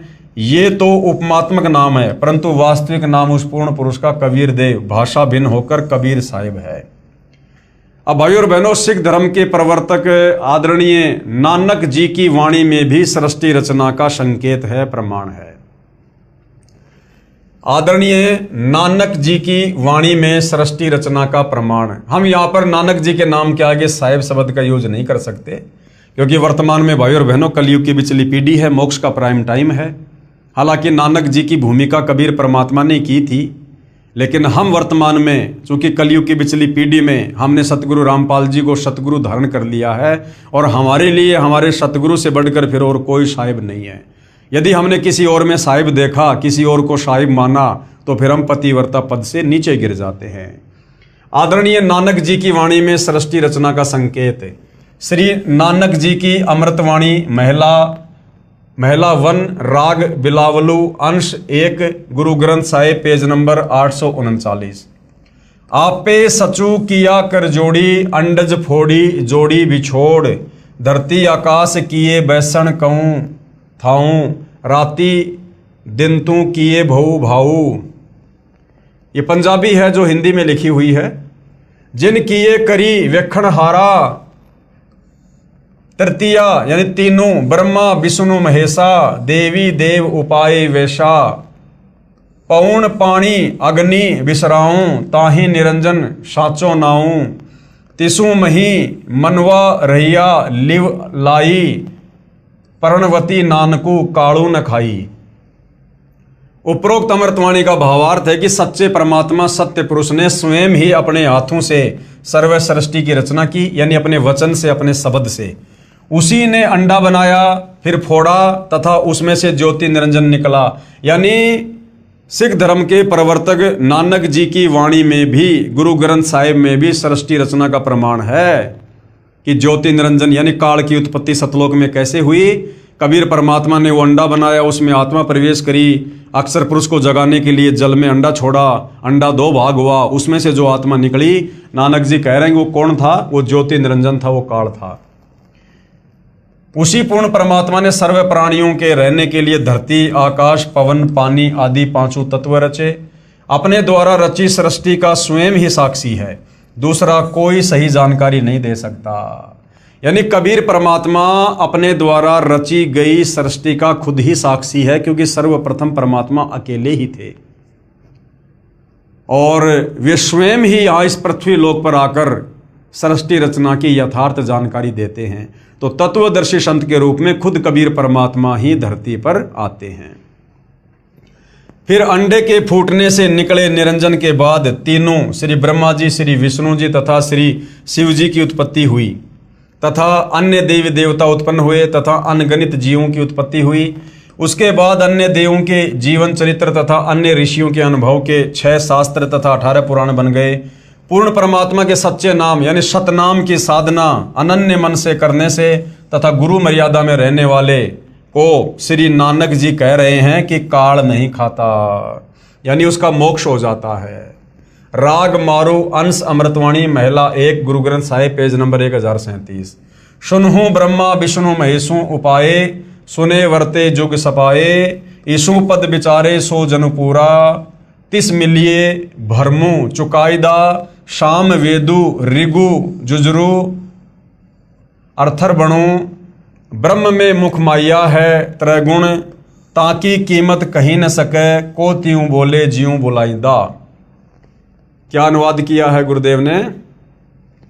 उपरोक्त अमृतवाणी का सारांश है कि जो संत पूर्ण सृष्टि रचना सुना देगा तथा बताएगा कि अंडे के 2 भाग होकर कौन निकला, जिसने फिर ब्रह्मलोक की सुन में अर्थात गुप्त स्थान पर ब्रह्मा विष्णु शिव जी की उत्पत्ति की, तथा वह परमात्मा कौन है जिसने ब्रह्म यानी काल के मुख से 4 वेदों पवित्र ऋग्वेद, यजुर्वेद, सामवेद, अर्थर्वेद को उच्चारण करवाया, वह पूर्ण परमात्मा जैसा चाहे वैसा ही प्रत्येक प्राणी से बुलवाता है। इस सर्व ज्ञान को पूर्ण बताने वाला संत मिल जाए तो उसके पास जाइए, तथा जो सभी शंकाओं का पूर्ण निवारण करता है वही पूर्ण संत अर्थात तत्वदर्शी है, जो वर्तमान में सतगुरु रामपाल जी हैं। आप अपनी किसी भी प्रकार की शंका का, जो भी आपको आध्यात्मिक शंका है, आप निसंकोच अपनी शंका का समाधान उनके सत्संग सुनकर, उनके द्वारा लिखी गई पुस्तकें पढ़ के कर सकते हैं। श्री गुरु ग्रंथ साहिब पेज नंबर 929 अमृतवाणी श्री नानक जी की, राग रामकली महला 1, दक्षिणी ओंकार। ओंकारी ब्रह्मा उत्पत्ति, ओंकारू किया जिनिचित, ओंकारी शैल जुग भये, ओंकारी वेद निर्मय, ओंकारी शब्दी उदरे, ओंकारी गुरु मुखितरे, ओनम अक्षर सुनहु विचारू, ओनम अखरू त्रिभुवन सारू। क्या अनुवाद किया है गुरुदेव ने? उपरोक्त अमृतवाणी में श्री नानक जी कह रहे हैं कि ओंकार अर्थात ज्योति निरंजन काल से ब्रह्मा जी की उत्पत्ति हुई। कई युगों मस्ती मारकर ओंकार यानी ब्रह्म ने वेदों की उत्पत्ति की, जो ब्रह्मा जी को प्राप्त हुए। 3 लोक की भक्ति का केवल एक ओम मंत्र ही वास्तव में जाप करने का है। इस ओम शब्द को पूरे संत से उपदेश लेकर अर्थात गुरु धारण करके जाप करने से उद्धार होता है। विशेष श्री नानक जी ने तीनों मंत्रों ओम प्लस तत् सत का स्थान स्थान पर रहस्यात्मक विवरण दिया है। उसको केवल पूर्ण संत तत्वदर्शी संत ही समझ सकता है। यानी सतगुरु रामपाल जी ने ही गुरु ग्रंथ साहिब को देख कर पढ़कर और सिख भाइयों को समझाया है, अन्य भगत समाज को समझाया है कि आदरणीय नानक जी के द्वारा जो वाणियाँ बोली गई हैं, जो आगे चलकर गुरु ग्रंथ साहिब के रूप में लिपिबद्ध की गई हैं, उनमें सृष्टि रचना का ज्यों का त्यों प्रमाण है। उसको केवल पूर्ण संत तत्वदर्शी संत ही समझ सकता है, तथा तीनों मंत्रों के जाप को उपदेशी को समझाया जाता है। Guru Granth Sahib page number 1038। उत्तम सतगुरु पुरुष निराले, शब्दी रते हरि रस मतवाले, रिद्धि बुद्धि सिद्धि ज्ञान गुरु ते पाइये, पूरे भाग मिलाइदा, सतगुरु ते पाए बिचारा, सुन समाधि सचे घर बारा, नानक निर्मल नादू शब्द धुनि, सचू रामे नामी समाइदा। क्या अनुवाद किया गुरुदेव ने? उपरोक्त अमृतवाणी का भावार्थ है कि वास्तविक ज्ञान देने वाले सतगुरु तो निराले ही हैं। वे केवल नाम जाप को जपते हैं, अन्य हठयोग साधना नहीं बताते। यदि आपको धन दौलत पद बुद्धि या भक्ति शक्ति भी चाहिए तो वह भक्ति मार्ग का ज्ञान पूर्ण संत ही पूरा प्रदान करेगा। ऐसा पूर्ण संत बड़े भाग से ही मिलता है। वही पूर्ण संत विवरण बताएगा कि ऊपर शून्य यानी आकाश में अपना वास्तविक घर सतलोक परमेश्वर ने रच रखा है। उसमें एक वास्तविक सार नाम की धुन आवाज हो रही है। उस आनंद में अविनाशी परमेश्वर के सार शब्द से समाया जाता है, अर्थात उस वास्तविक सुखदायी स्थान में वास हो सकता है, अन्य नामों तथा अधूरे गुरुओं से नहीं हो सकता। आंशिक अमृतवाणी महला पहला श्री गुरु ग्रंथ साहिब पेज नंबर 359 और 360। शिव नगरी में आसनी बैसों कल्प त्यागी वादम, सिंडी शब्द सदा धुनि सोहे, अहि निशि पूरे नादम, हरि कीर्ति रहे राशि हमारी, गुरु मुखपंथ अतीतम, सगली ज्योति हमारी समिया, नानक वर्ण अनेकम, कह नानक सुन भरतरी जोगी, पार ब्रह्म लिव एकम। उपरोक्त अमृतवाणी का भावार्थ है कि श्री नानक जी कह रहे हैं कि हे भरतरी योगी जी, आपकी साधना भगवान शिव तक है, उससे आपको शिव नगरी में स्थान मिला है, और शरीर में जो सिंगी शब्द आदि हो रहा है वह इन्हीं कमलों का है, तथा टेलीविजन की तरह प्रत्येक देव के लोक से शरीर में सुनाई दे रहा है। हम तो एक परमात्मा पार ब्रह्म अर्थात सर्व से पार जो पूर्ण परमात्मा है, अन्य किसी और एक परमात्मा में लो यानी अनन्य मन से लगन लगाते हैं। हम ऊपरी दिखावा भस्म लगाना हाथ में डंडा रखना नहीं करते। मैं तो सभी प्राणियों को एक पूर्ण परमात्मा सत्य पुरुष की संतान समझता हूँ। सब उसी शक्ति से चलायमान हैं। हमारी मुद्रा तो सच्चा नाम जाप गुरु से प्राप्त करके करना है, तथा क्षमा करना हमारा बाणा यानी वेशभूषा है। मैं तो पूर्ण परमात्मा का उपासक हूँ, तथा पूर्ण सतगुरु का भक्ति मार्ग इससे भिन्न है। अमृतवाणी राग आशा महला 1 श्री गुरु ग्रंथ साहिब पेज नंबर 420। आशा महला जिन नामू विसारिया दूजे भरमी बुलाई, मूलो छोड़ी डाली लगे, किया पावही छाई, साहिबू मेरा एक है अवरू नहीं भाई, कृपया ते सुख पाइया, साचे परथाई गुरु की सेवा सो करे, जिसु आप ही कराए, नानक सिरु दे छूटिए, दरगह पति पाए। उपरोक्त वाणी का भावार्थ है कि श्री नानक जी कह रहे हैं कि जो पूर्ण परमात्मा का वास्तविक नाम भूलकर अन्य भगवान के नामों के जाप में भ्रम रहे हैं, वे तो ऐसा कर रहे हैं कि मूल यानी पूर्ण परमात्मा को छोड़कर डालियों, तीनों गुण रूप रजगुण ब्रह्मा, सतगुण विष्णु, तमगुण शिव जी की सच्चाई यानी पूजा कर रहे हैं। उस साधना से कोई सुख नहीं हो सकता, अर्थात पौधा सूख जाएगा तो छाया में नहीं बैठ पाओगे। भावार्थ है कि शास्त्र विधि रहित साधना करने से व्यर्थ प्रयत्न है, कोई लाभ नहीं। इसी का प्रमाण पवित्र गीता अध्याय 16 श्लोक 23-24 में भी है।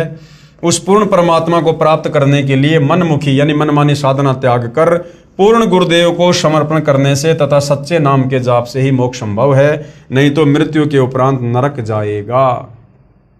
यानी जितने भी धर्मशास्त्र हैं, जितने भी महापुरुष हैं, सब केवल एक ही भाषा बोल रहे हैं कि भैया इस काल ज्योति निरंजन की भक्ति तक आप चाहे कितना ही जोर लगा लो, कितना ही कुछ कर लो, काल ब्रह्म से नीचे दुर्गा है, फिर ब्रह्मा विष्णु महेश है, फिर देवी देवता हैं, फिर नीचे ये धर्मगुरु ने पाखंड पूजा शुरू करी रखी है। आप चाहे 21 ब्रह्मांड के अंतर्गत, काल के अंतर्गत कितनी साधना कर लो, आपका मोक्ष नहीं हो सकता, आप जन्म मरण से छुटकारा प्राप्त नहीं कर सकते। उसके लिए भैया कबीर परमात्मा समय समय पर खुद ही धरती पर तत्वदर्शी संत बनकर आते हैं, सच्चे सतगुरु बनकर आते हैं। उनसे उपदेश लेकर आजीवन मर्यादा में रहकर भक्ति करने से ही आप सतलोक जा सकते हो। श्री गुरु ग्रंथ साहिब पेज नंबर 843 844 बिलावलू महला। मैं मन चाहूँ घना साची बिगासी राम, मोही प्रेम प्रिय प्रभु अविनाशी राम। अविगतो हरि नाथु नाथ है, तिसे भावे सोथिए, कृपालु सदा दयालु, दाता जिया अंदर तू जिए। मैं आधारूं तेरा, तू खसमू मेरा, मैं ताणू तकिया तेरो। साची सूचा सदा नानक, गुरुस बदी झगरू निबेरो। उपरोक्त अमृतवाणी में श्री नानक साहिब जी कह रहे हैं कि अविनाशी पूर्ण परमात्मा नाथों का भी नाथ है, यानी भगवानों का भी भगवान है। कौन? कबीर भगवान, अर्थात देवताओं का भी देव है। सर्व प्रभु श्री ब्रह्मा जी, श्री विष्णु जी, श्री शिव जी तथा ब्रह्म व परब्रह्म पर भी नाथ है, यानी परमात्मा है, अर्थात स्वामी है। मैं तो सच्चे नाम को हृदय में समा चुका हूँ। हे परमात्मा, सभी प्राणियों का जीवन आधार भी आप ही हो। मैं आपके आश्रित हूँ, आप मेरे मालिक हो। आपने ही गुरु रूप में आकर सत भक्ति का निर्णायक ज्ञान देकर सर्व झगड़ा निपटा दिया, अर्थात सर्व शंका का समाधान कर दिया। श्री गुरु ग्रंथ साहिब पेज नंबर 721 राग तिलंग महला। एक अरज गुप्तम पेश तो दर कौन करतार, हक्का कबीर करीम तू बे परवरदिगार। कबीर परमेश्वर का नाम तक लिखा हुआ है गुरु ग्रंथ साहिब में। नानक बुगोयद जंतूरा तेरे चाकरा पखाक। उपरोक्त अमृतवाणी में स्पष्ट कर दिया है कि हे हक्का कबीर यानी सत्य कबीर, आप सत्य कबीर और कौन करतार यानी शब्द शक्ति से रचना करने वाले शब्द स्वरूपी प्रभु, अर्थात सर्व सृष्टि के रचनहार हो। आप ही बेऐब यानी निर्विकार परवरदिगार, सर्व के पालन करता दयालु प्रभु हो। मैं आपके दासों का भी दास हूँ। कौन कह रहे हैं? नानक जी। किसको कह रहे हैं? अपने गुरु कबीर जी को, जो उनको बेई नदी पर आकर मिले थे, सचखंड दिखाया था। आगे श्री गुरु ग्रंथ साहिब पेज नंबर 24 राग सिरी महला। तेरा एक नाम तारे संसार, मैं एह आस एहो आधार। नानक नीच कह विचार, धानक रूप रहा करतार। उपरोक्त अमृतवाणी में प्रमाण किया है कि जो काशी में धानक यानी जुलाहा है, यही करतार है, कुल का सृजनहार है। अति आधीन होकर श्री नानक साहिब जी कह रहे हैं कि मैं सत्य कह रहा हूं कि यह धानक अर्थात कबीर जुलाहा ही पूर्ण ब्रह्म सत्य पुरुष है। विशेष उपरोक्त परमाणु के सांकेतिक ज्ञान से प्रमाणित हुआ। सृष्टि रचना कैसे हुई? पूर्ण परमात्मा की प्राप्ति करनी चाहिए, जो पूर्ण संत से नाम लेकर ही संभव है। उसके बाद भाई और बहनों, अन्य संतों द्वारा सृष्टि रचना की दंत कथा, यानी तत्वदर्शी संत के अलावा सृष्टि रचना के विषय में सही से जानकारी अन्य कोई भी धर्मगुरु नहीं दे सकता, चाहे उसकी कितनी महिमा हो, चाहे कितने करोड़ों में उसके फॉलोवर हों। तो बाकी जो ये निरंकारी पंथ है, धन धन सतगुरु पंथ है, इन पंथों के गुरुओं ने भी सृष्टि रचना के विषय में बताया है, परंतु आधी अधूरी जानकारी, दंत कथा। अन्य संतों द्वारा जो सृष्टि रचना का ज्ञान बताया है वह कैसा है? सृष्टि रचना के विषय में राधा स्वामी पंथ के संतों के व धन धन सतगुरु पंथ के संत के विचार। पवित्र पुस्तक जीवन चरित्र परम संत बाबा जयमल सिंह जी महाराज, पेज नंबर 102-103 से सृष्टि की रचना, सावन कृपाल पब्लिकेशन, दिल्ली। पहले सतगुरु यानी पहले सतपुरुष निराकार था, फिर आकार में आया तो ऊपर के 3 निर्मल मंडल सतलोक, अलखलोक, अगमलोक बन गया तथा प्रकाश तथा मंडलों का नाद बन गया। आदि अधूरी सी जानकारी है, गोल मटोल बात। पवित्र पुस्तक सार वचन, प्रकाशक हैं राधा स्वामी सत्संग सभा, दयाल बाग, आगरा। सृष्टि की रचना, पेज नंबर 8। प्रथम धुंधुकार था, उसमें पुरुष शून्य समाधि में थे जब कुछ रचना नहीं हुई थी। फिर जब मौज हुई तब शब्द प्रकट हुआ और उससे सब रचना हुई। पहले सतलोक और फिर सत्य पुरुष की कला से 3 लोक और सब विस्तार हुआ। यह ज्ञान तो ऐसा है जैसे एक समय कोई बच्चा नौकरी लगने के लिए साक्षात्कार यानी इंटरव्यू के लिए गया। गुरुदेव कह रहे हैं कि इन्हें अन्य संतों के द्वारा जो जोड़ तोड़ करके आदि अधूरी सृष्टि रचना बताई गई है अपने भक्तों को, ये सृष्टि रचना तो ऐसे है, इसको समझने के लिए परमात्मा एक छोटा सा चुटकुला सुना रहे हैं। ये ज्ञान तो ऐसा है जैसे एक समय कोई बच्चा नौकरी लगने के लिए साक्षात्कार यानी इंटरव्यू के लिए गया। अधिकारी ने पूछा कि आपने महाभारत पढ़ा है? लड़के ने उत्तर दिया कि उंगलियों पर रट रखा है। अधिकारी ने प्रश्न किया कि 5 पांडवों के नाम बताओ। लड़के ने उत्तर दिया, एक भीम था, एक उसका बड़ा भाई था, एक उससे छोटा था, एक और था तथा एक का नाम मैं भूल गया। उपरोक्त सृष्टि रचना का ज्ञान तो ऐसा जानो। सत्य पुरुष व सतलोक की महिमा बताने वाले वे 5 नाम ओंकार, ज्योति निरंजन, ररंकार, सोहम, सतनाम देने वाले व 3 नाम अकाल मूर्ति, सत्य पुरुष, शब्द स्वरूपी राम देने वाले संतों द्वारा रची पुस्तकों से कुछ निष्कर्ष। यानी राधा स्वामी और धन धन सतगुरु पंथ में इस प्रकार के नाम दिए जाते हैं। तो इनके गुरुओं के द्वारा सृष्टि रचना के विषय में क्या बताया गया है? संत मत प्रकाश भाग 3 पेज नंबर 76 पर लिखा है कि सचखंड या सतनाम चौथा लोक है। सतनाम जो कि जपने का मंत्र है उसको लोक बता रहे हैं, उसको जगह बता रहे हैं। यहां पर सतनाम को स्थान कहा है। फिर इस पवित्र पुस्तक के पेज नंबर 79 पर लिखा है कि एक राम दशरथ का बेटा, दूसरा राम मन, तीसरा राम ब्रह्म, चौथा राम सतनाम। यहां पर राम बता दिया सतनाम को। कभी तो सतनाम को जगह बता रहे हैं, कभी सतनाम को राम बता रहे हैं। ये असली राम है। फिर पवित्र पुस्तक संत मत प्रकाश पहला भाग पेज नंबर 17 पर लिखा है कि वह सतलोक है, उसी को सतनाम कहा है। पवित्र पुस्तक सार वचन नसर यानी वार्तिक पेज नंबर 3 पर लिखा है कि अब समझना चाहिए कि राधा स्वामी पंथ सबसे ऊंचा मुकाम है यानी जगह है कि जिसको संतों ने सतलोक और सचखंड और सार शब्द और सत शब्द और सतनाम और सत्य पुरुष करके बयान किया है। यानी सतनाम जाप करने का मंत्र है या कोई जगह है या परमात्मा का नाम है, ये भी इन संतों को नहीं पता है।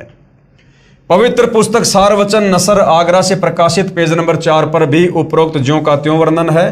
पवित्र पुस्तक सचखंड की सड़क पेज नंबर 226 संतों का देश सचखंड या सतलोक है, उसी को सतनाम सत शब्द सार शब्द कहा जाता है। विशेष उपरोक्त व्याख्या ऐसी लगी जैसे किसी ने जीवन में न तो शहर देखा है, ना कार देखी है और ना पेट्रोल देखा है और ना ड्राइवर का ज्ञान हो कि ड्राइवर किसे कहते हैं, और वह व्यक्ति अन्य साथियों से कहे कि मैं शहर में जाता हूँ, कार में बैठकर आनंद मनाता हूँ। फिर साथियों ने पूछा कि भाई कार कैसी है, पेट्रोल कैसा है और ड्राइवर कैसा है, शहर कैसा है? उस गुरु ने उत्तर दिया कि शहर कहो चाहे कार कहो एक ही बात है। शहर भी कार ही है, पेट्रोल भी कार कोई कहते हैं, ड्राइवर भी कार कोई कहते हैं, सड़क भी कार कोई कहते हैं। अर्थात ये राधा स्वामी पंथ वाले धन धन सतगुरु पंथ वाले गुरु ये सतनाम की व्याख्या करते हैं कि सतलोक भी सतनाम है, सत्य पुरुष भी सतनाम है, सचखंड भी सतनाम है। मतलब इनको सृष्टि रचना के विषय में 1% भी ज्ञान नहीं है कि सृष्टि रचना वास्तव में है क्या। केवल जोड़ तोड़ करके कबीर परमेश्वर की वाणियों को ना समझकर कहीं का ईंट कहीं का रोड़ा उठाकर इन्होंने इस प्रकार की सृष्टि रचना बनाई हुई है। आओ विचार करें। सत्य पुरुष तो पूर्ण परमात्मा है। सत्य पुरुष कौन है? पूर्ण परमात्मा। कौन? कबीर साहिब। और सतनाम क्या है? सतनाम वह दो मंत्र का नाम है, जिसमें एक मंत्र ओम है और दूसरा है तत्, जो सांकेतिक है। तथा इसके बाद सारनाम भगत को पूर्ण गुरु द्वारा दिया जाता है। ये सतनाम तथा सारनाम दोनों सुमरण करने के नाम हैं। सतलोक वह स्थान है जहां सत्य पुरुष रहता है। पुण्य आत्माएं स्वयं निर्णय करें तथा सत्य असत्य का। तो भाइयों और बहनों, इस पवित्र पुस्तक ज्ञान गंगा के ऊपर जो सृष्टि रचना को समझाने के लिए वीडियो बन रहे हैं, तो सृष्टि रचना यहाँ पर समाप्त हो जाती है।